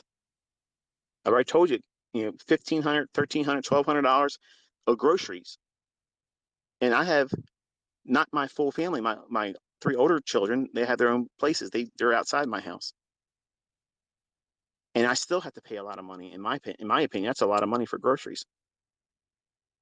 So I know that all of you that aren't making a lot of money right now, and you're making whatever your job pays, and you have your families, you have your bills, your ends to meet, and you have all this stuff going on around us that's causing shit to get really expensive, like really expensive. The car I just bought my son, Cameron, Nissan Sentra, $28,000. That car should never sell for $28,000. They wanted $29,800. That was the lowest they were going to go. And I said, I will never buy another car from this lot again unless I get it for $28,000. So naturally, they sold it for $28,000. So I know it's hard for everybody else because it irks me to see what they're making people pay for now. And going to the grocery store and seeing how much shit costs, it's nuts. So now bring that into the equation, trolls, and folks that are trying to learn how to do this. They've never done it before. You have to have a goal to reach that's realistic, that it's rewarding if you hit it. And now I give you what? You aim for the 5, but to give yourself confidence, as soon as you get 3, close it and watch and see how many times it goes to the 5. That's what I had to do to build my confidence to get into trades. I conditioned myself that way. Cameron's in the process of going through that. He's going to go through that same process of you're looking for 5. As soon as you get 3, you're going to close it and then watch it. Does it deliver the 5? How long does it take? How much drawdown did you experience from the point where you took off the 3 contracts? I'm sorry, the 3 handles in that one contract move. How much time did it take in drawdown before it went to the 5, or did it ever go there? Those things you keep a running log of. And you're going to be doing these multiple times intraday, which is why I'm telling you to get your $10,000 demo trade or demo account ready. Because I want you to be doing one mini, yes, with a $10,000 account, because I want you to see the effects of rushing in underfunded. But I'm going to show you how to correct the drawdown too. You're all going to create the drawdown because you're going to be doing things through ignorance. But I will teach you how to fix all that stuff and also how to fear getting in. I'm going to do the whole thing I did with myself and what I'm putting my sons through. You'll be able to accomplish beating that anxiety, that, performance anxiety is what it is. I'm afraid I'm going to do it wrong. I'm afraid it won't be like your trades are. I'm going to show you how to get past all that stuff. But for someone that's new, and I give them this model to start with, it's a looking glass. And it allows them to focus on what? Look for 5, be content with 3. And by conditioning themselves over and over again, intraday, using 1-minute charts, it gives them several opportunities per day to challenge themselves to have that experience. It's like a laboratory experiment. And you're going to be prompted to do that. And it's going to be viewed by the trolls as, oh, look at this. This is dumb. No, it's to help you become indifferent to the outcome, which is exactly what you need as a trader. When you put a trade on, you know that this is what your model says it should do. You also know that it's usually more times than not correct. So if it's more times correct than it's not, if it fails, it's not going to cause you to wig out. You're not going to say, oh, well, I'm going to have to jump on something else. This doesn't work anymore. You'll trust that this is a speed bump. That's all it is. It's not a roadblock. It's not a barrier. It's just something that didn't give you what you were wanting that time. Just like getting turned down on a Saturday night at the club. She's good looking, ain't she? Yeah, she is. You finally had the courage to go up there, and you went long on one contract trying to get 5, and you didn't get nothing. You got stopped out. As you said, I'm not interested. Sometimes the market's going to do that. Ladies, you're not exempt either. Sometimes it's just no. I hope he asks me out, and then you see his wife sit down next to him. Sometimes you're going to get full margin too. So by conditioning yourself, looking for something that's realistic and practical, 5 handles as a beginning, I think is reasonable. It's easy, in my opinion, but it's also powerful because if you can develop the confidence to see this repeating, you're going to see a whole lot of fucking setups. A lot. And you're not going to be fearful of missing anything. Why? How can you get to the point of ICT never fearing missing a move? Because I see them fucking coming at all angles all the time. There's a lot of them. The point is you have to find the ones that you like. I literally walked through on Thursday with the GDP number with my son. I said, look, here's something can happen here. This is what's going to happen here. It was doing exactly what I said it was going to do. But I said, but I want to see the trade that goes up to the fair value gap. That's my trade. That's the one I want to do. But even though I'm calling it live right there in front of everyone that was listening to us, that's what it's like to be, well versed in this. You can see lots of 5-handle runs, up and down. And you're never going to be fearful, which means what? You're not going to be impulsive about getting any losing trade right away back. Just because I can see lots of trades and I can see them coming and I can engage on all of them. My experience has been when I've done that, I lose sight of where I am, and when the bigger moves come, because it's like a game after that. Like I'm like, okay, I did this one, I did that one, I did this one, I did that one, and I forgot, oh, I'm supposed to be looking for this. And it's my obsessive compulsive this takes the better of me, and I don't do well in that situation. So which is why I did what with my trading. I have to be highly selective. I want to be in the moves that have the best potential for the big runaway runs. I know how to find them, but if I either missed them because it happened before I got to the charts or it happened when I was sleeping, that's a move I can't participate in. You can't either. I'm not getting up and saying, "Oh no, Bitcoin just moved 10,000 points over the last 6, weeks or whatever." I don't give a shit. That's not my market. I don't wake up and look at the S&P and say, "Oh shit, it moved 20 handles overnight. I wish I could." No, I can find 20 handles in a day doing 5-handle runs, up, down, up, down. There's my 20 handles. I'm not worried about it. and you won't be worried about it, which is where you should be as a trader. You need to know what you're looking for, what you're going to accept as a trade that incurs risk, and be comfortable with that. And if it fails, you're not going to lose your mind about it. You're not going to be in a hurry to try to find something that really isn't in the chart. What you're trying to do is impose your will.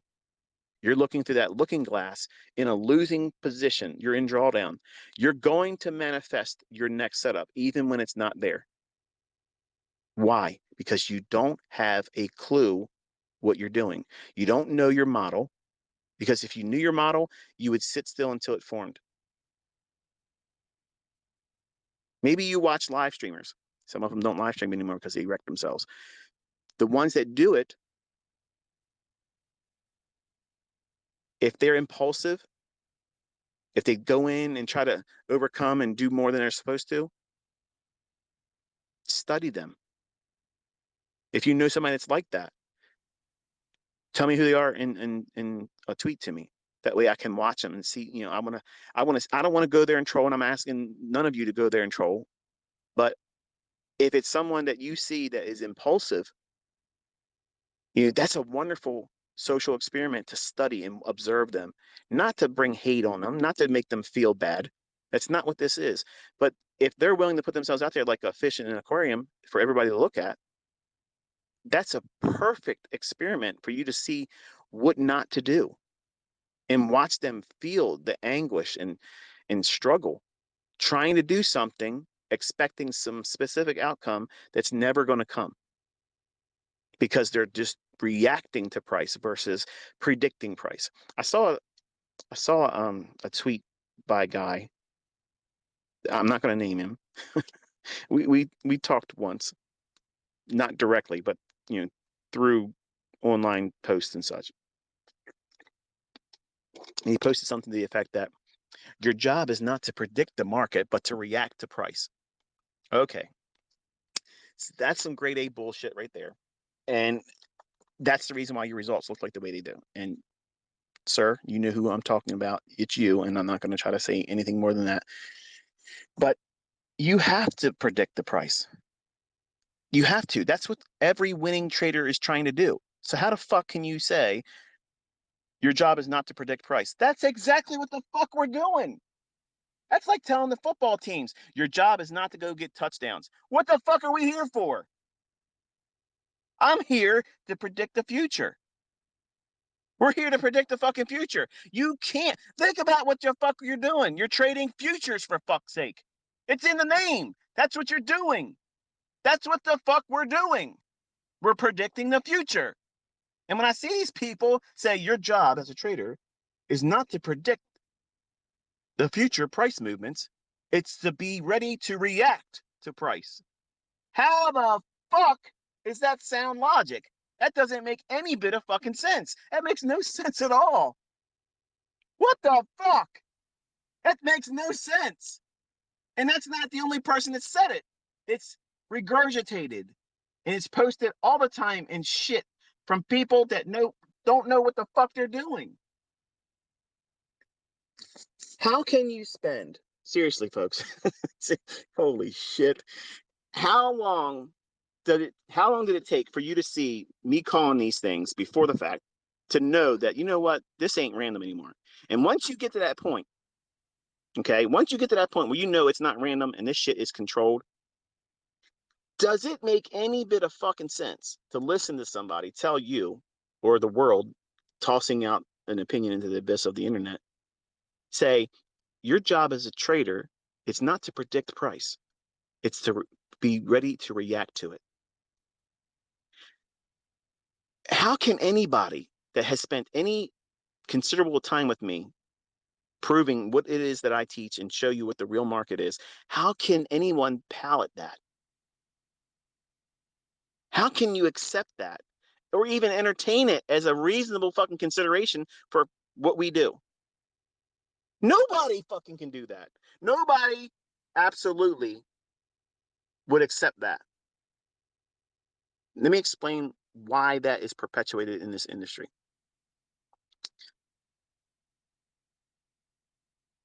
This thought process is a very soothing excuse for why they suck.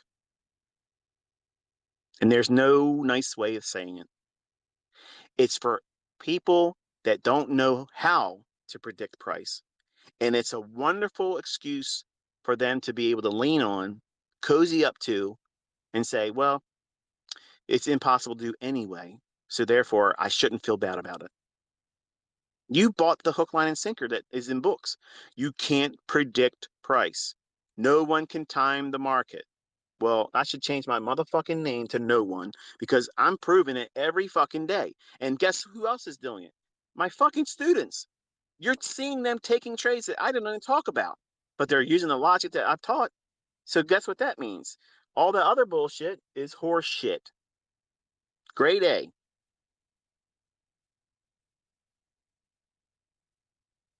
So yes, our job is absolutely predicting price. But in the beginning, you don't know how to do that. So how do you protect yourself from it?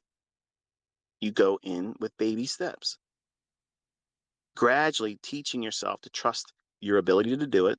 Also, condition yourself, build in coping mechanisms for bad character flaws, impatience, impulsiveness, gambling. All those things that you don't think you have right now until you start pushing a button. And then you're going to discover you're a fucking train wreck. You thought you had everything together. Did you ever see those guys that go around on YouTube? My wife shows me this stuff all the time. I don't entertain it myself, but she's a TikToker girl, right? She's I mean, she fucking eats this shit up all day long. And I'm like, do you feel your IQ dropping watching this shit? Like, when you share some of this stuff, I literally feel like you fucking stole time from me. Like, what do you see in entertainment value in that? It's dumb. But she shares this stuff with me sometimes. She'll say, look at this guy here. And they'll ask people, you know, how many states are in the United States? And some of the answers are shocking. And it's like, what the hell? That's nuts. And there's another one. So he'll say, hey, look, oh shit, I lost my train of thought. Some of you probably already know where I'm going to go with this, but I lost my train of thought with it. Damn it, it'll come back to me. Give me a second. Let me get a drink here. Let me think. It's spring weather, by the way. I don't fucking drink alcohol. It's these goobers that think I'm drunk all the time. I am just off the rails sometimes, yes, but I'm not inebriated. I don't drink and I don't take drugs. So the oh man, this guy, what does he do? He goes around and he asks people some shit. I don't know. I might not be able to come back. If I remember it, I'll tweet about it. I might even share a link to one of the videos. But oh yeah, that's what it is. Okay, thank you. He'll go up to a guy and say, "Hey, look at this woman here. What would you rate her? 10 being extremely beautiful, and one being a grenade. What would you say?" And they'll say, "Oh well, I think she's a 6." And sometimes these women are drop dead gorgeous, like beautiful, and they come off with some stupid shit. Like, oh yeah, she's like a 6, maybe 6.5. And then he says, okay, what would you rate yourself? Oh shit, I'm a 9. And they literally look like a buster. Like they don't look like they even have a fucking job. It's a mess. So they end up taking that guy's picture and sharing it to another person, saying, "What do you think about this person?" And they're like, "This guy's a bum. Basically, he shouldn't be asking anybody out, right?" And it's interesting to see what your perception is about yourself, especially if you're opinionated about other people. And it's very much like a fucking Vinny, where you're a little dick guy that runs around and think you're a savage and you can't do shit. And your opinion of yourself is gigantic, right? So he ain't packing shit downstairs. He don't have a giant piano. And that's what's like when you see these characters in industry. Like they go around with their ego, they go around saying how you should do things, but they bring nothing to the table showing what they can do at all but failure, not doing well, and they spread bad advice. Bad advice. They don't have students that are killing it. They don't have profitable students. They don't have people proving it. Nobody's interviewing their students. Nobody's seeing anybody getting 6-figure withdrawals in accounts and companies that are literally interviewing them. So when you listen to other people talk shit about you our community and me and what it is I'm teaching. And if you entertain that, if it gives you any negative feelings, you're not paying attention, because there's no reason for you to be even entertaining that bullshit. There's so much proof in here, you're drowning in it. It's intoxicating. It is a fucking cult of winning. But in the beginning, you can't appreciate that, because what are you doing? You're having that same complex that this gentleman highlights when he goes around asking other people, what do you think about this person here? What he's targeting is the ability for the human mind to look for the negative in any fucking thing. Toxic thinking in weak-minded individuals or ill-prepared people as traders, and everybody when they first start are all ill-prepared. But you don't know the level of toxicity in you until you start doing this. If you see somebody doing well and you feel like I got to start talking shit about this person, well, you're a little Dick Benny then. But if you look at other people and they're doing well and you don't feel like there's an issue, there's a problem, and you're like, wow, that person's really doing well. And even though you can't do what they're doing, you can't even do anything close to that, you can appreciate what they're doing and think, wow, that might be motivational for me to do that. Even though I can't do it, I don't feel like it's defeating for me to feel that way. Why? Because you're new. You're new at it. And so many, especially the young men, so many of the young men that come in this industry that follow other influencers that make it about image. Everything's got to be the new car, the nice cars. I'm telling you, having had lots of shit like that, it doesn't make you a better trader. And frankly, nobody gives a fuck once you show it. Once you show it, that's it. You done shot your wad. It's done. What are you going to do? Be seen in it again with a different haircut? They've already seen, okay, so what? You got a car. Big deal. What have you been doing in your trades? Show me your live account trading. Show me over a chart while it's ticking real time when I'm watching it. Show me what the market's going to do. Tell me what it's going to do. And unfortunately, that's the stuff that never fucking happens. And that's where I live. That's my fast lane. I'm taking you in there doing that. But I also know, as your mentor, that you're going to have problems in the beginning. You're going to discover things about yourself that you are not going to like. And you're going to impulsively, because you're not disciplined, you're not going to have the impulse of a professional where is, okay, I'm in a market environment right now that is not conducive for high probability. So I'm going to impulsively remove myself because my training tells me to do so, not run away in fear or not roll the dice and see what happens, which is predominantly what everybody does. That's the demo disease, okay? Push the button and see what happens. Push the button and see what happens. In the beginning, you're going to be a train wreck when you discover what you have as character flaws. Nobody has ever started this industry, ever, ever. Never happened. It's never, ever happened. It's never happened. Where somebody walked out here, got it all right from day one, and never had hardships or had to wrestle with internal conflicts with what they are as a trader, what they're not as a trader. They don't have a person out there in the industry that's like that. Everybody comes in here and we are all baptized in the fire. And that is going to be pain. It's going to be loss. It's going to be frustration. And guess what, folks? Listen, friends and neighbors, that is absolutely part of this.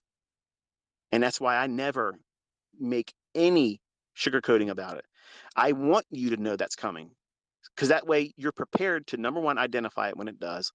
And then you have to do certain things to wrestle it and subdue it, because it will undo you.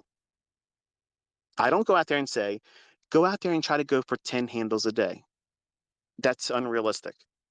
I tell you to look for one 5-handle move. That's what you're looking for. In hindsight, by doing that every single day, you're conditioning your eye to see it. It's the same thing that happens when you go out and buy a car.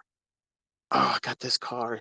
It's such a pretty blue color. Nobody's ever got a car that's this color in my neighborhood. And all of a sudden, as soon as you buy it and you drive home, on your way home, you done seen 17 of the same fucking car.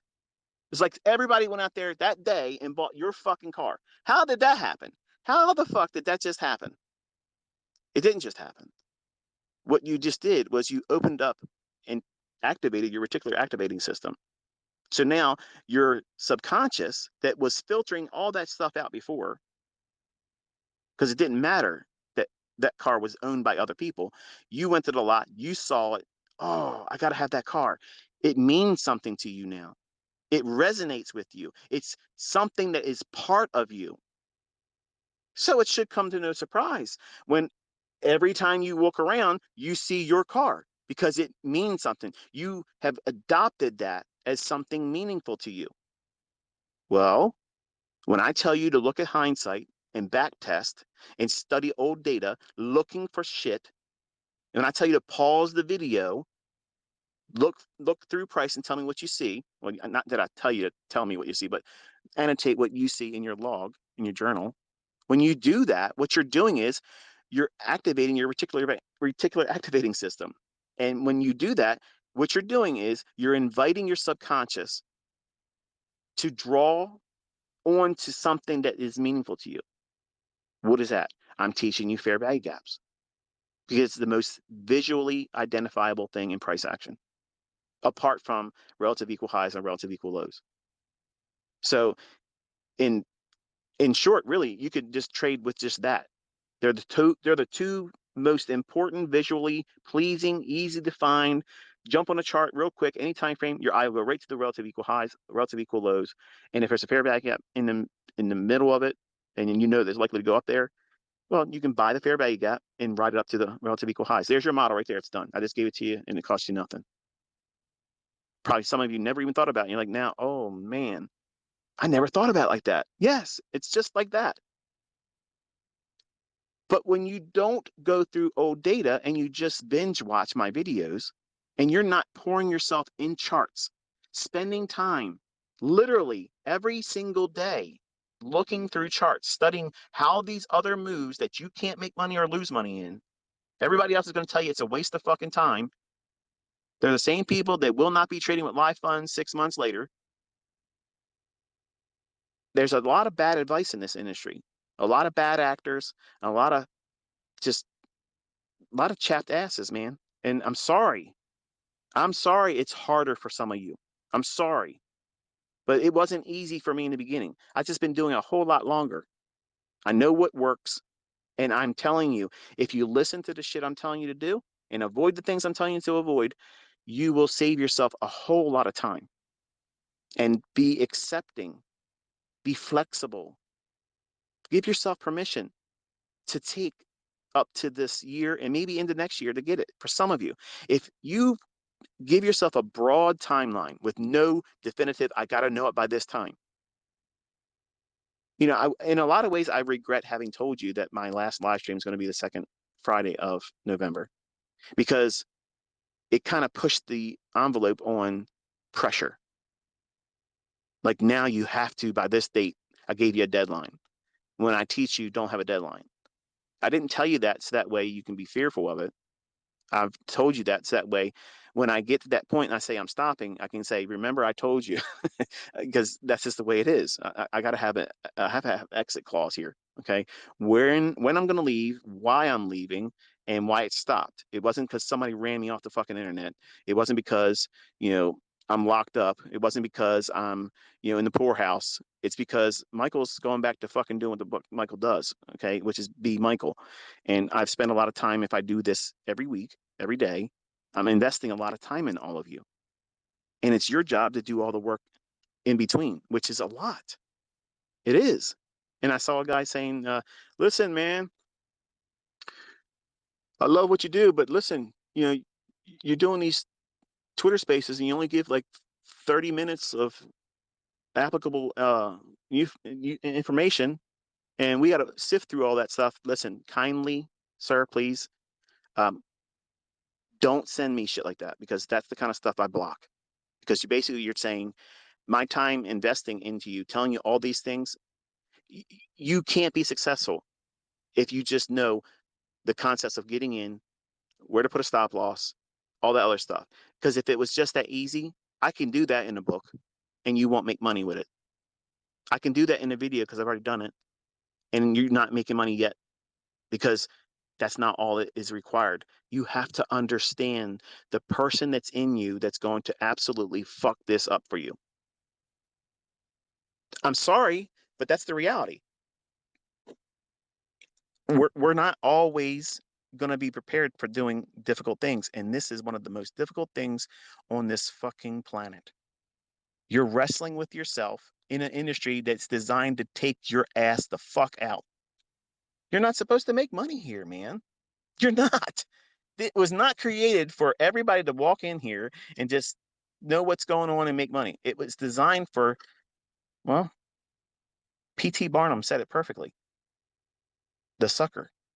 There's suckers born every day. And they come in here looking for animal patterns and bullshit Mickey Mouse things that tells them it's going to go up because moving averages are crossed over, and they lose their ass. And they get mad and they think, okay, I didn't do it right at that time. And they push and push and push. And they lose their ass again, not realizing that the market doesn't respect any of that bullshit. And if they have a strong opinion of you about how they won't ever submit to somebody else's stuff when the other stuff is absolutely what's going on, they become absolutely toxic to themselves and anybody else that listens or looks at them. And Vinnies have happened all the time. I've had Vinnies on America Online. Okay. I've had those kind of creepy bitches. Okay. they're just, they're weak people. Weak. And you're going to have them too. If you go out there on social media, you make yourself known, you're going to do something and you're going to be consistent doing this. And you're going to rub all kinds of people wrong because they can't do it. And little dick complexes are going to materialize in men.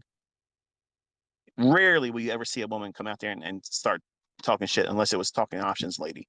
And she got real quiet when I said, let's go in the, let's start showing some daily, let's look at the statements, let's do it, let's call it live and all that. And she just dropped off the face of the earth. Men are the ones that do it because it's ego, it's pride, it's the caveman mentality. And when you're young, you all, the younger men, you all want to do that because you think that's what this is about. And what you're trying to turn trading into is image based. Image based. Worship me. Give me attention because you need to feel what? Like I have always wanted to feel. I wanted to have affirmations given to me from my grandfather. I can't get that. So I pursue things to try to give me that high that I never got from hearing it from my grandfather. I wanted that man's approval and I can't get it. So I do everything in life trying to constantly seek the affirmations that what I'm doing is above grade of everything. And anybody that spends time with me really rolls their sleeves up. That's the common denominator response is this is next level shit. And I know that. I know that. And when I see you succeed, when I see you succeed and I see others that are among you in this community succeeding, it's thrilling to me. It's it's very satisfying. Like I love that you're finding yourself in this. I love it. And while you're doing it and you second guess yourself, it's like watching my children learn how to walk. And some of you are older than me, but it has that same effect. Like I am emotionally committed to you. I am 100% committed to you. I've given you my entire year. Every single day, I'm giving you myself.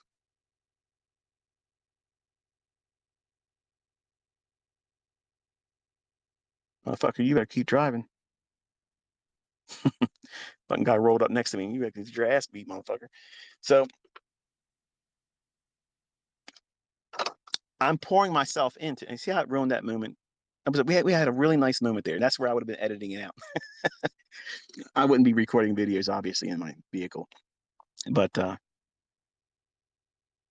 I'm giving you something that no other mentor would. Number one, I'm doing it for free. And I love the fact that it's for free because nobody's going to be able to talk shit about it. Two, I already know I'm going to make monsters this year. Like I'm going to make ridiculous money making motherfuckers. And I can't wait. I can't wait. But I don't want you to fuck it up. I don't want you the person that doesn't know quite well how well you can fuck it up for yourself. So you have to listen to these conversations. It's meant for you to avoid the things that I and other people fucked up doing. You're going to fail doing things that you don't see coming. It's going to come out of left field. Oh man, I didn't realize I was going to do that. I was so dumb. Right, right. And I'm telling you, all those pitfalls, those snares that's going to snap over, and take you by surprise. You're not going to realize it until it's too late. Without knowing beforehand, which is why I'm talking to you in these lectures like this. When I give you the things to think about, going into it, be aware that this is what typically will happen. Some people feel these things, these flaws will manifest themselves. In men, it's usually all image based, Olympic size feats, big money only is the thing that works best. Big P&L. No, steady P&L, not wicked drawdown in max loss days. That's what you want to avoid that. But you get that if you're trying to always swing for grand slam home runs. And if you don't know how to fucking trade well and you don't know sniper precision, you can't reasonably expect to do grand slam home runs day in and day out and let the market just hand you windfall victories like that. It doesn't make sense. And to hear people teach that's a practical, or try to showcase that as this is why you should be mentored by me, that's stupidity. That's ass backwards. You need to go in respecting risk, identifying risk, not just mentioning it in passing, but let me demonstrate what you should be doing and then failing in doing it, or never showing it at all. Like with the majority of these people out there try to promote the idea that they're consistently profitable, they're precision oriented, but they won't show you they know how to do that, which for me is very frustrating because it sounds like there's a whole lot of me out there, but I can't see it. And I love it. I don't care who you are. If you can do it well, I'd love to watch it. And I don't go on these other streamers and talk shit to them. I'm very supportive. And if you start live streaming, I can't wait. I would love to be in your audience too. I'm cheerleading you on too. I love this industry. I love when people have the courage to go out there and do it in front of other people. And if they can do it well, wow. I'm not a sports fan, you know what I mean? Like I watched the Super Bowl, just the last one here. And I'm not sure if it's like that all the time, but the last Super Bowl, I heard there was like a whole lot of shit that people didn't like. And I felt it was kind of like, well, what I expected, boring and wasn't all that. But it was a good game between them. But I'm not a sports fan. But with trading, like I'd watch anybody trade. To me, it's fascinating. It's well, like it's not to me. It's not like golf. Golf makes no fucking sense. Why anybody would play that is beyond me. But people watch that shit and they stand around and follow this guy walking around hitting this ball in this fucking hole. Which to me, I'm sure it takes a great deal of skill, but I got better shit to do. I ain't gonna be doing that. I can see how people can appreciate watching football, having watched a full game for the first time in my life. In the past Super Bowl just happened. It was entertaining going back and forth. I was like, wow, it's kind of like watching a chess game between really good players. Well, you just did this, well, I'll do that. You did that, well, I'll do this. It was good. Am I going to be a football fan now? Fuck no, I'm not, I'm not watching that shit. But with trading, I could watch that with anybody because why? It means something to me. Just like when I tell you as a new student to go through old price data, look at those moves, study it. What do you see that pops off the chart to you with what I'm teaching you? You may not know how to see it live. You may not be able to call it live, engage it in trade. And that's what's happening right now for a lot of you. You're watching me teach on something. We've been going for a couple weeks, maybe a month or so if you consider the beginning of the year in January. And you're complaining in your tweets that, oh, I missed this setup. I was going to push the button and trade. First of all, you're wrecking yourself right there because you were told not to trade.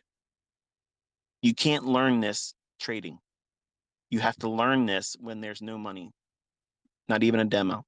You're reading price. You're getting to the point where you're having that same experience where anytime you look at the chart, it's like seeing that car you just bought. Your eye goes right to it. You can't, it's not like you're looking around for your car that you just bought. Your eye just jumps to it. Why? Because you've conditioned yourself to look for it. You have identified that as a pattern. It's a point of interest that is meaningful to you because you keep looking at old moves. And because you've done that, you've conditioned yourself like a weight trainer. You keep working your arms with heavy weights and you're eating well, it's going to grow a larger muscle. Well, your attention to detail, and the details are what I'm teaching you. These elements, these PD arrays. It doesn't matter which one I love. It doesn't matter which one I'm using today, next week, going forward for the rest of the year. It only matters which one that you like. Which one makes the most sense to you? The first one that you can see easily in the chart, and it might not be the fair value gap. To me, it's the easiest one to see and spot, but it might not be for you. You might see a breaker. It just makes perfect sense to you. And guess what that means? You're going to trade breakers. It doesn't mean it's inferior or superior to any other one. There's so many times traders will ask me, what's your favorite setup? The one I'm getting in. I have lots of them. The one I know I'm going to fucking get the outcome I'm looking for right now. That's the one I like the most. The next trade I'm in. That's the one I love the most. I have lots of them. And I try not to build the case for this is my favorite setups, because as soon as I say that, the celebrity complex that comes over people when I'm just an average guy, dude. There's nothing, literally nothing celebrity about me. I just know this stuff. And when you ask me what my favorite is, I know why you're doing that. It's the same reason why I was wishing I could reach out to Larry Williams and say, which one of these trades would you like doing the most? I just asked it of Linda Rash on Twitter. I'm not even sure if she even responded to me, to be honest with you. If she did, I didn't see it, but I gotta go check my tweets and see if she responded. I know some guy did. He replied, said, here's a video where she talked about this or that. I was kind of actually hoping that she would respond, but if she didn't, well, whatever. But I asked her specifically, I said, if you had to only trade one setup, and you could only trade one setup the rest of the fucking time you're on this planet, what would it be and why? I'm not sure if I asked for what market, but that was a question I wanted to ask Larry Williams. Like, if you had to only pick one setup, that was your go-to, you couldn't do anything else. You know, me, if you were to ask me that right now, I can tell you what that is. And know that what I'm about to say, for some of you, ain't going to make any bit of fucking sense. You're like, oh, how does that? And you're going to see people tweeting. Can someone send me the video where ICT talks about it's going to happen? Don't think that this is the best thing for you. It's not. Not all of you, it isn't. But for me, if I had to only trade one setup and I had to wait for it, and it had to be there in the chart, or I did nothing, I would be trading the second stage distribution in my market maker sell model, or my second stage accumulation in my market maker buy model. And that literally is taught in the core concepts. Like it's there. I'm not going to say exactly that, but it's the second stage distribution of either reaccumulation for longs or redistributions for shorts. So I'm looking for a market that's really designed to go lower. Everything's in my favor, and it's a clear market maker pattern where it's going to go lower, it's going to go higher. And those moves are the quick, sudden runs, real quick. It's always going to be a low resistance liquidity run, which is why I'm saying that would be my, drug of choice if I'm going to be saying it like that. I'm going to get my high off of that one. And it happens every single week. And it sets up as a one shot, one kill. So it would allow me to do whatever I wanted to do with it. If I want to scalp it and get little pieces of it, or if I want to run the whole thing and get a whole month's worth of income, it can come from that one setup. So it can give me whatever I want from it. It could be the one setup for the week. It could be the one setup for the whole month. It could be a training exercise for me to hone my skills on the 15-second chart and just pyramid the fuck out of it, while it's running. That's my unicorn. That's my setup. That's the thing that if I had to only do one thing, it's that. But clearly you can see I have other things I can do. And what does that mean? I can do whatever the market's providing me an opportunity. And right now, one market might be choppy. If it's choppy, what does that mean? I got to do something else outside that one. Now, can I trade five handles in a choppy S&P market? Yes. But what happens if that choppiness is in dollar and you're a Forex trader? Your mind should jump right to the crosses that are non-dollar because they're going to go crazy. Whenever the dollar's consolidating, look at Tuesday. And Tuesday, we had what? Really big runs with weak currencies against the strong currencies that were not having the dollar in the pair name. And they had really wide runs and several handles, or I'm sorry, several hundred pips. And some of them moving a lot this week based on that consolidation in dollar.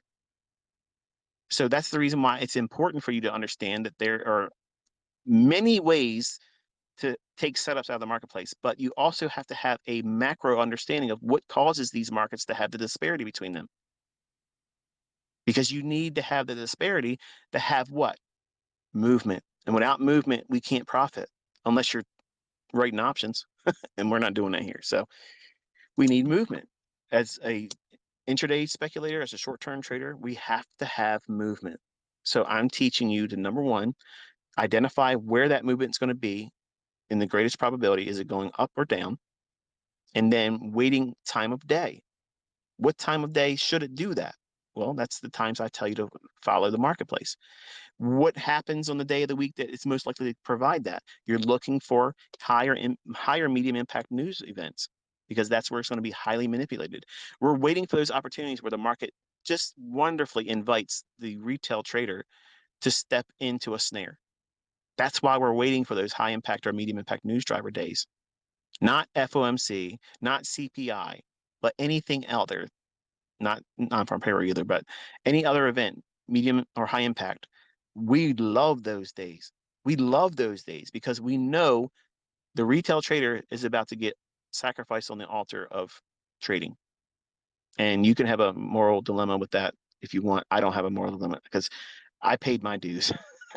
Everybody is a card carrying loser when they come in this industry. That's just the way it is. And the smart ones learn how to lose professionally the rest of their life. They manage losing. That's what consistently profitable trading is. Every profitable student, every profitable trader, every profitable speculator is a professional loser. They know when to take their losses because their winners are going to run. They're going to let them do that. The people that don't survive in this industry are the ones that are trying to be professional winners, and it's the only thing they expect. And by default, they lose and they end it for themselves. They really lose. They lose their account. They lose the ability to trade and speculate because they lose their mind. At some point, you might have a lot of money. You might have a lot of money. Say, you know what? If I blow a couple of accounts, it's okay. If I blow these funded accounts, all I got to do is reset. Okay. For some of you, there's going to be a time where you've done it too many times now and you know it's a waste. You want it so bad, but you can't do it. And you won't spend any more money on it. You just won't. And they sometimes are the people that are begging people, buy me a funded account. I know there's people that can't afford it, but there are some that just can't bring it to themselves to pay for one more because they know what they're going to do with it. And they're like a drug addict. Come on, man. Come on, man. Give me another bump. Come on, man. Give me some spare change. I need to get on the bus. What you're doing is you're trying to get some scratch so you can get another dose of heroin. You're an addict, the wrong kind of addict. Around here, look at that fox. Wow. No, that's not a woman I'm talking about either. I'm talking about a four-legged animal. Wow. That's pretty.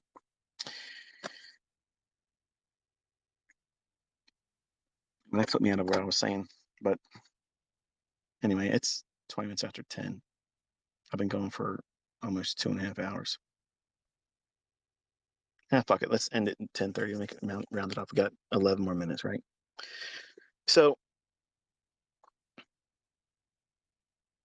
I'm hoping that in all this rambling tonight, I'm reaching some of you because the things I put you through in studying and observing things, I know what you want. You want me to tell you the trades that are moving and get you into it so you can make money because you think that's what you need. And I want you to be able to do this when I'm not here. And the only way that's going to happen is to teach you the proper way of doing it and also put you in the charts for homework. Your homework is every day back testing and looking. Back testing isn't necessarily, my version of back testing is not equivalent to what everybody else talks about. Back testing is a casual view of previously traded price data that you can't participate in. Okay. Your mock trading is going back to those moves and market replay, maybe a simulator, something like that. That's mock trading. There's a place for that. But my point of back testing is there validity behind the setups I'm telling you to look for? And where does your eye gravitate to? So you're back testing the repeating phenomenon of a individual PD array. So you go through the process of going through old data and say, okay, I'm going to look for breakers. How many times does a breaker form? On what time frame over the course of the last 16 weeks, last 12 weeks, okay? And you look at how much time it took for that market to deliver to a level that I teach you to look for. So if you're going short, you want to reach into a discount array, old low for sell side or old imbalance below whatever the equivalent would be for the range you're in, vice versa if you're going long. And you're going through and you're writing down a list of how many you see, how much movement there was, how much drawdown there was. And when you're doing that, what are you doing? You're drawing up an affinity for that pattern because you're spending time looking at it. Just like when you were at the car lot and you looked around, you saw all those dogs of a car, and you saw that one that just it had to go home with you. That was the one. Well, you're doing that. You're walking around that car lot by looking at these old price data, and you're going to find that just beautiful cherry of a drive. You just want to have that one, take it home. And yes, it breaks your heart if somebody says it's ugly, but fuck them. You love it. It's your car. Well, that's the same thing with your trading pattern. Everybody's going to have an opinion about it. Oh, it's stupid. This is so much better. I make more money than this, but they ain't ever going to show you that. Bottom line is everybody's got an opinion. Like to have an asshole. Who cares? Nobody gives a fuck. You didn't ask. Don't ask them. Don't let anybody give you any input either. Which is why your trading journal should not be on social media. But many of you treat Twitter, Instagram, all that shit as your trading journal, and you're inviting toxicity. Don't do those things. Don't do those things. Because the only thing you're doing by doing that is inviting somebody else that is ass tore up. They have no profitability, they have no clout, they have no following, they have no happiness. They're miserable pieces of shit. And they want nothing more than to make you feel miserable too, and they'll love doing it. So don't invite that. Don't allow for it. Keep the focus on the things I'm telling you to do, which are boring in the beginning. But I promise you, if you go through the process of looking at old data, and once you find that thing that makes the most sense to you, what thing is that? It might be the fair value gap. It might be the breaker. It might be the optimal trade entry. It might be institutional order flow entry drill. It's whatever pattern that your personality aligns with. And you can make money with that one thing and never do anything else with the shit I've taught. Think. Bob Ross. He did most of his painting with the big brush, the small fan, and a little detail pen. Not pen, but detailed brush. He had lots of brushes, but most of his work was done with those three particular brushes. Go to an art store, there's an arsenal of brushes. I couldn't tell you what the hell those things are for. I'm sure they're specialty for something. But imagine that brush is your PD array. It does a specific thing. You only need one thing to do a specific thing, which is what? Profit. You have to have a multiplier, a reason to get in. What's the catalyst that puts you into a trade? That's all you're looking for in the beginning.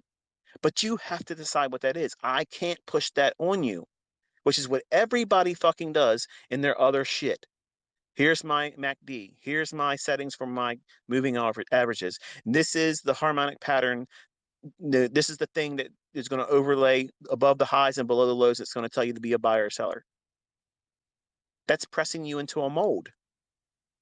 You don't know the logic behind some of that shit that's being utilized. You don't know what's making it do it. So how can you trust it? You can't build an affinity like you when you go to that car lot and you buy a car and you drive off. You have an affinity for that car. You're driving it. It means something to you. You can see it everywhere now. You think everybody's driving your car. You come out of the grocery store and you think that someone moved your fucking car. It's just somebody else bought that same car. Your your attention span is dialed on that one thing. It means something to you. You need to make this be meaningful to you. I can't do that by talking to you in a video. I can't do that by me trading the setups. It might be entertaining. I might have a good choice of music when I'm sharing it. That's fine. I might not. The music's for me, it's not for you. But that execution is not to inspire you on that one setup. It's to broaden your understanding that we're not limited to one setup. And there's setups a lot. And I can engage them and you will be able to do it too. But in the beginning, you need to give yourself the opportunity to find what it is that your personality is best equipped for. And any educator that tries to press your ass into this is the only way to do it, where I'm telling you, the only way to perceive price being delivered is the way I'm telling you it should be, because anything else is it's contrived. It's all bullshit. It's conjecture that doesn't have any rooted truth behind it. I'm explaining to you before the market does what it's doing. So that's how you know you can trust me. Whether you believe there's an algorithm or not, I'll leave it to you to wrestle with how is it I'm doing it. I've already told you what it is that I'm doing. If you choose not to believe, that's fine. You don't need to subscribe to the algorithm theory. If you look for the pattern and you think it's going to unfold this way based on what I'm teaching you directionally, you don't need to have an algorithm in your head. You don't have to subscribe to it. You don't have to be a part of the religious cult that we have here. Okay. You don't need to be a card carrying member of the cult. Okay. You can still trade my stuff and not be a cult member. So just relax. But you have to give yourself the chance, the real chance, to do this without having any outward forcing. Like I'm not manipulating any of you to do any one particular approach to trading. Notice I haven't done that. And when you go through the core content, guess what it does? It gives you the opportunity to decide where you want to be. Do you want to be a long-term trader? Do you want to be a swing trader? A short-term trader? You're going to trade a daily range? Are you going to be a scalper? The decisions are up to you. And you have to bring that to this you do. And because there's so many of you, I'm not going to meet you. I can't sit down and answer everybody's fucking email. And I have students that paid me. And years ago, they were mad. They were mad as shit. Like, you should be. I can't. Think about it. I put out a tweet. In minutes, there's 200 likes and comments. Like, it's to show you, literally, when I opened up my comments on my YouTube channel, you thought I was afraid of people saying shit. I'm here on Twitter where people can say anything they fucking want. But it's a sugar fest. And everybody wants me to answer their questions. And I can't physically do that. I'm one person. I only got so many minutes in a day. And I spend a lot already with you. So you have to be doing something. And that is going through the things I tell you to do and trust that the process will give you what you're looking for. But you'll be so much more pleased when you have decided on your end, the model, the approach, how you're going to approach the marketplace as a trader. And you brought that to this. I just gave you the tools. You decided what you're going to do. And it's very rewarding because you feel like it's yours. Yes, I taught you how to trade. Yes, I taught you these techniques and concepts. But your model is the model that you're going to create. And when you start making fucking money with that, and you tell Carl to pound fucking sand, you're out of here. Enjoy working, bitch. I'm out of here. Every day's a fucking weekend to me now. Fuck off. That type of mentality is going to be easy for you to obtain. Not that you should have that mentality and that brash and rude, but for some of you, you can't wait to tell Carl to fuck himself. When you do this on your own and you've made that model from your own hard work, you put all the blood, sweat, and tears, the effort, you work through all of your uncertainties, your doubts, and you have done it yourself. It's so rewarding. It's so fucking rewarding because you didn't learn it in a fucking book. ICT didn't lay it out for you like I did the 2022 model. There's nothing wrong with that model, but you have decided that this is what you're going to do using what was been taught to you. It's yours. You fucking earned it. You earned it. Nobody can take it away. Nobody can minimize it. Who gives a fuck what they fucking think about me, the community, the concepts? You think you're going to give a fuck? Seriously, think about this. If you're not profitable yet, are you going to give a flying fuck what anybody fucking thinks about what you're doing when you don't work anymore? When you have money in the bank that you don't have right now, is it going to fucking bother you how people talk about me?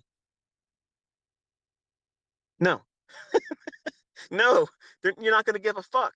And that's the right mindset. You're here to learn how to fucking trade. You're not here to protect me from assholes that have little dick complexes. You're here to learn how to trade, make money, find a model, and get on business with fucking making your life better than it is. Touch base every now and then when you got a chance. Send me a fucking postcard. There it is. There's no tethering to me. Just this year. That's it. Once you get your wings, fly, baby. I want to see how high you can go. I can't wait to see you do it. But you got to do the things I tell you to do. You have to. There's no way to do it other than that. You can't fumble your way through it. And it's going to require you to do work. And that means go through the charts, see things in price action and data that you can't trade. You're not even pushing a button on demo. Nothing like that. Not even trade simulators. You have to go through the process of finding what it is that makes sense to you out of what I'm teaching as a PD array. That's your first step. Because I already taught you how to find the draw on liquidity, and I'm giving that to you all year long. That will happen by default. You'll learn that because you're being exposed to it. That's the only way you did it. That's what happens. That's why I taught paid mentorships where they had to spend the entire year with me. They will see, they saw, it's documented. Nobody can change it. Nobody can say it didn't happen. It fucking happened year after year after year. Now you're seeing it on a minute by minute basis. So again, if it was fraud, you'd fucking know it by now.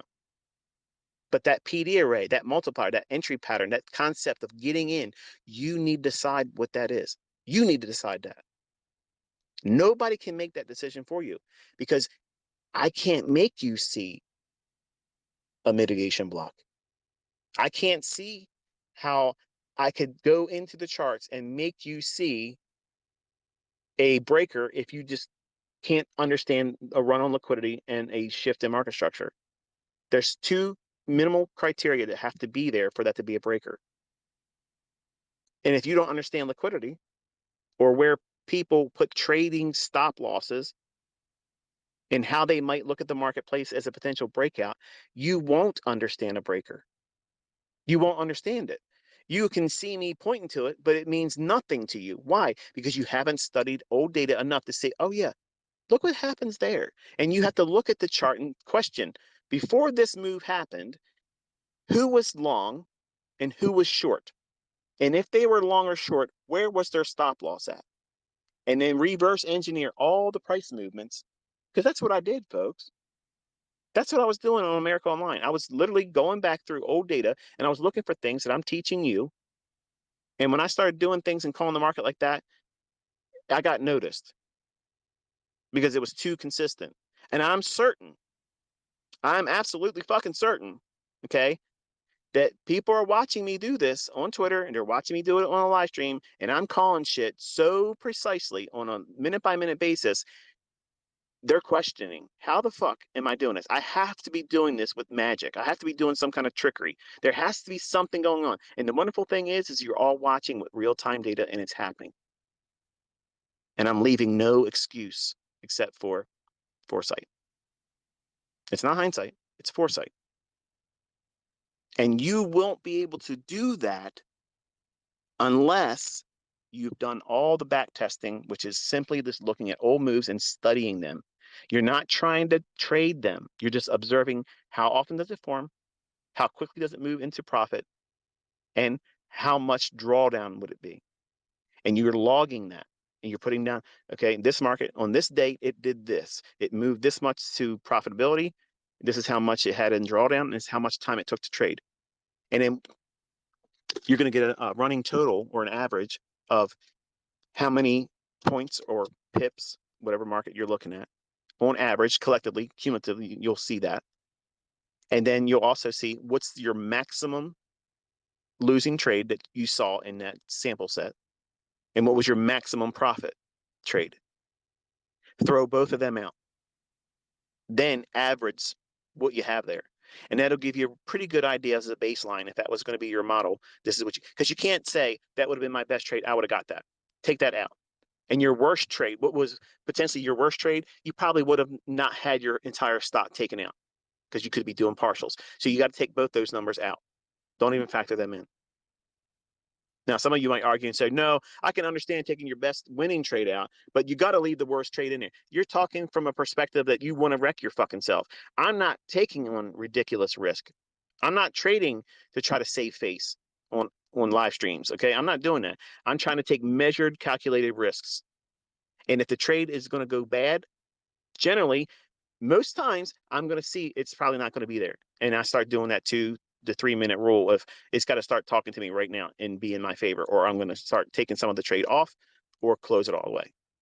I have tools for all those things. You don't see these other traders out there that are trying to teach you. They don't have that shit. They're just reacting because they believe they have to react to their bullshit that pops up on their chart. They got to react to the indicator. They got to react to something happening outside of price itself. I'm predicting, I'm telling you what these candles are going to do. Come on. How much more evidence would one need, right? I got a whole year of it. I got a whole fucking year of it. My bag is not empty yet. Got a lot more cookies in this jar. But I gave you 6 more minutes than I told you I would give you. And yes, I'm going to regret having talked the way I talked in this one. And I can't help it. But given enough time to run, I'm going to run wild. And I apologize if I spoke in such a way that was not becoming of a mentor that you would have high regard for. But everything I said tonight, I meant. Everything I meant for your learning, guide you where your focus should be, and to remind you what you're here for and the length of time that's going to be needed for certain things to develop. But you will do well to listen to everything I'm telling you to do and do your best to do it, even if it feels uncomfortable, even if it feels like it's unproductive or counterintuitive. Remember, you're coming to me to learn. I know how to do this. I'm proving it in a degree that nobody else is going to be able to match. Dave, a reminder, I'm going to be expecting you to call every single 1 minute candle.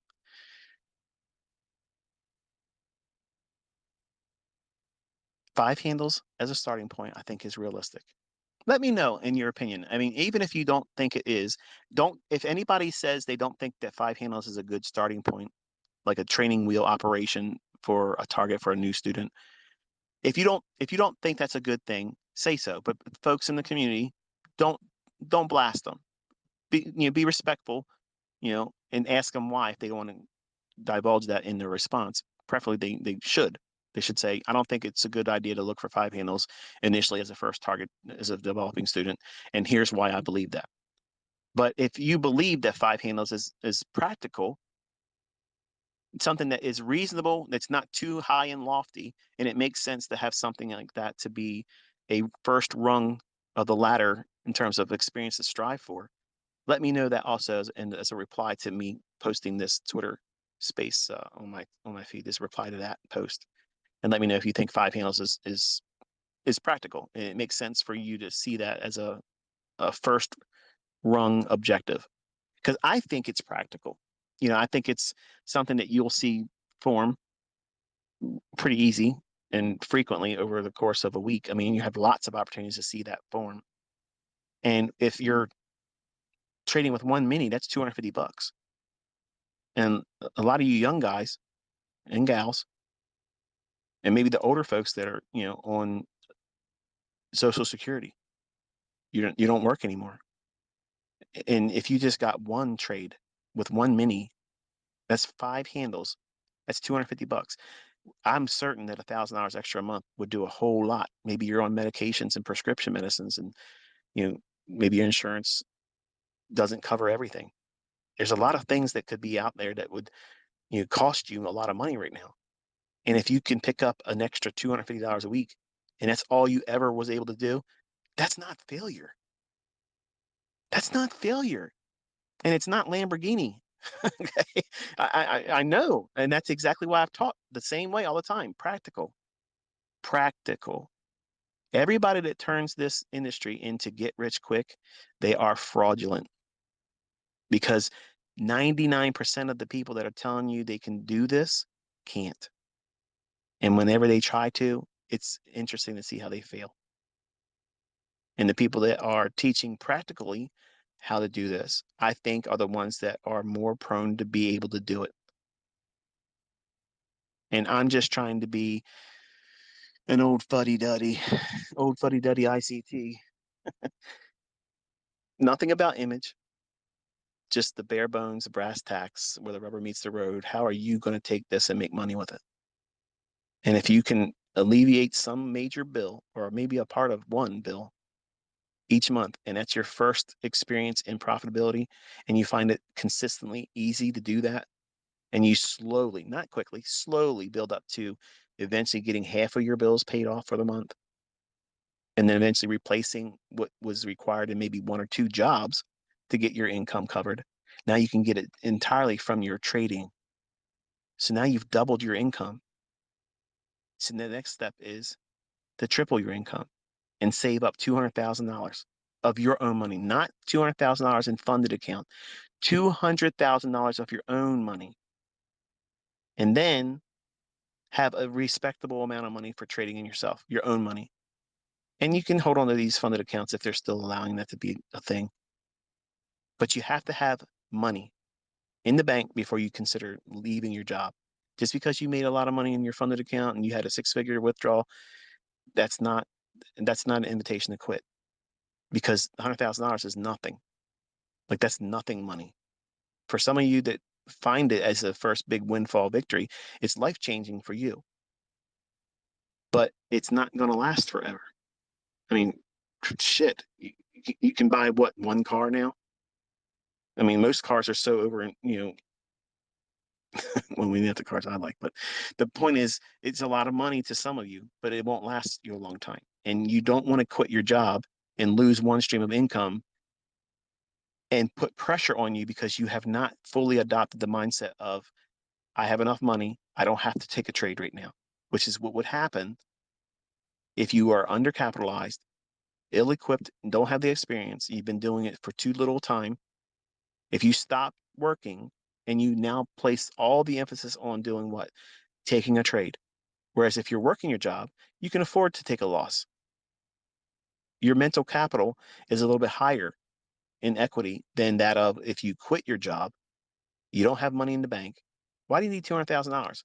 Well, chances are most of you don't have a $200,000 a year salary. Most of you probably don't have a $100,000 a year salary. So it's given, in my mind, at least like a 2-year padding of not needing to have the bill money made right now. And it gives you time. It gives you a cushion. And then you have a respectable amount of money to trade with. What is that? My opinion, 100 grand. And now you're thinking, oh, this puts me right at the whole ballpark. No, it doesn't. You're trying to quit your job too quickly. You're going to have to fucking work with Carl for a little while. It's the way it is, man. Okay. But there's coming a day, if you do everything I'm telling you to do, you have the advantages of getting there. You're not being promised that. But if you do all the things right, you're going in the right direction. If it takes you 3 years, what's the alternative? You're fucking working with Carl. You're going to work with fucking Carl. So just put your nose in the books. Okay. ICT book right here. Every day we're writing a new chapter. Every week it's a new volume. All you have to do is keep showing up. You will get fresh bread and you'll grow stronger over time. You'll get more experience. And when this happens and you finally find yourself, think about it. You think these people I'm going to interview, they're making big money. They're getting six figures. I guarantee you, when they first started trading, that was only a dream. They couldn't see it happening. Now that they've done it, they know it's possible. They don't have that fear of, I wonder if it could. It is fucking happened for them. They've done it. Some of them done it more than once. So now they what? They're desensitized to it. They don't see it as an impossible thing. Whereas right now, you think it's impossible. Everything's impossible until you do it. Everything. Everything. Everybody told me I would never figure this shit out. And I probably figured out some stuff. And you'll figure your own shit out too. But quitting your job too quickly is one of the worst mistakes you're going to make because you're going to place so much pressure. More than if you were trying to live stream trading.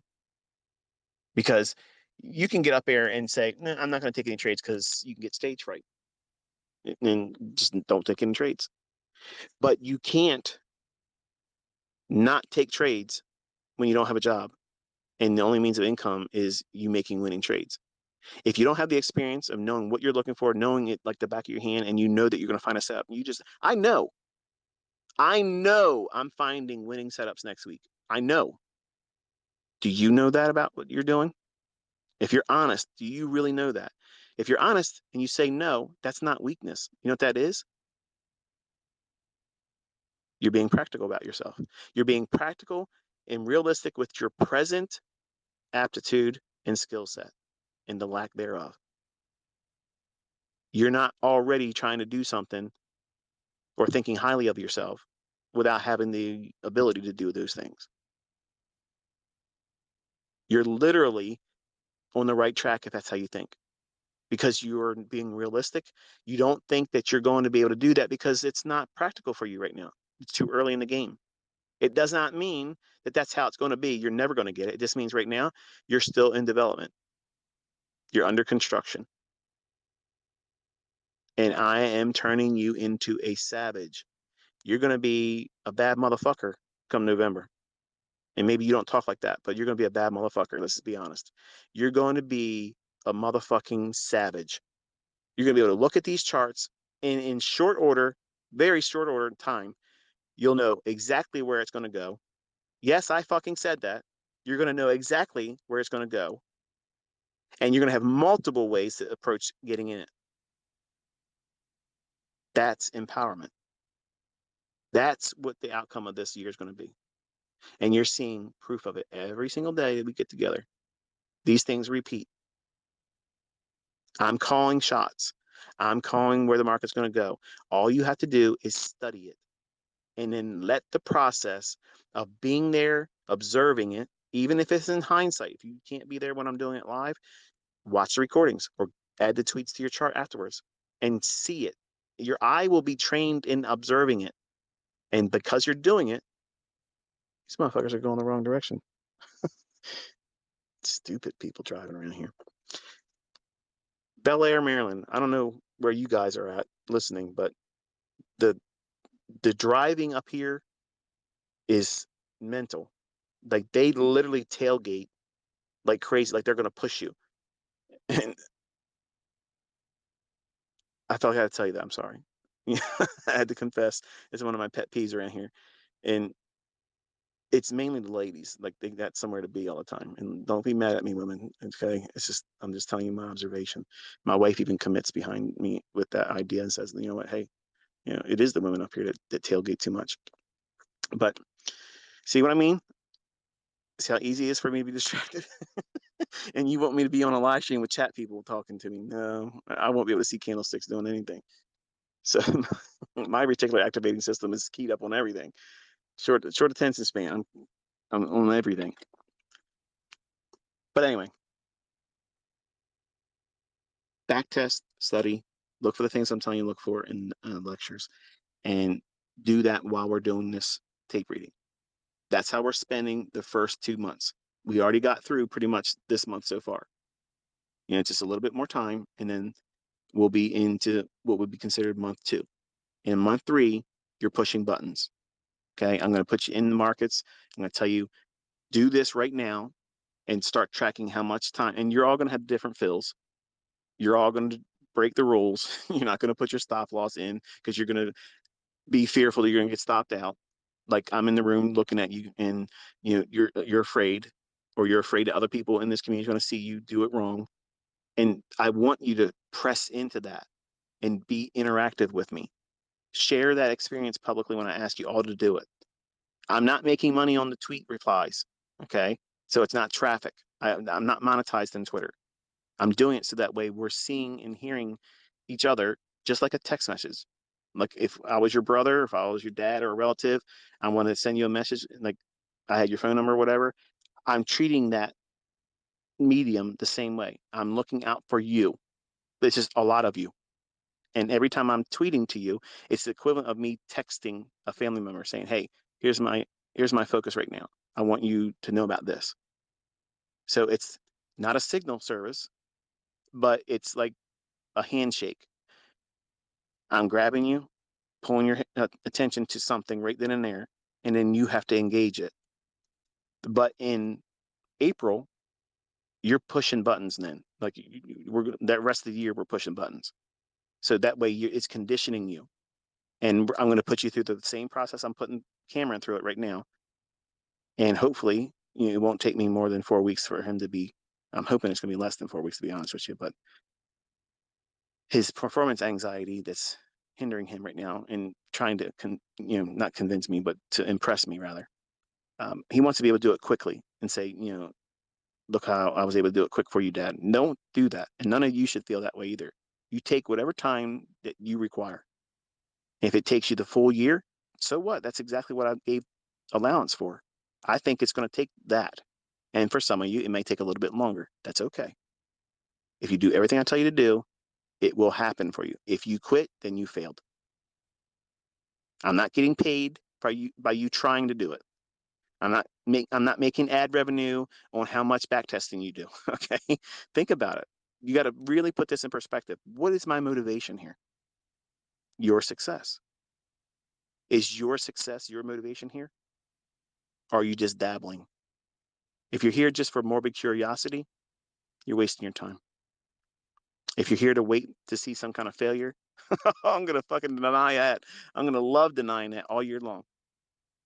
But if you're here to learn, and you want to learn how to make a lot of fucking money potentially in the future where you can do this without me, we're learning in the safest environment there can be. There's no trading going on while you're learning this. It's all removed from the risks. There's no risk in this learning process with me. You cannot lose money. You cannot make money. You're literally learning how the candlesticks are going to form. You know, after this, what your model is. You know what you're going to wait for. And that's clarity. That's what everybody that fails does not have. That's what everybody that teaches everything in hindsight, but can't do it in front of you with any consistency. That's what they're lacking. They can hit and wonder, and one hit wonder here and there, and they hope that they try to do that in front of people on the internet. And when they fail miserably, they go right back into their cave.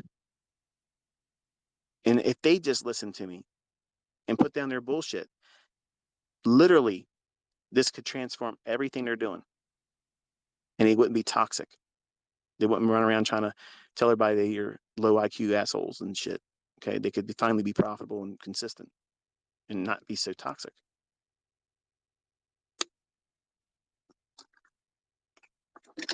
So anyway, got a short little drive back home. I'd love to take you home and talk to you while I'm doing so, but I go back through some forests and such, and I'll probably lose you in the signal.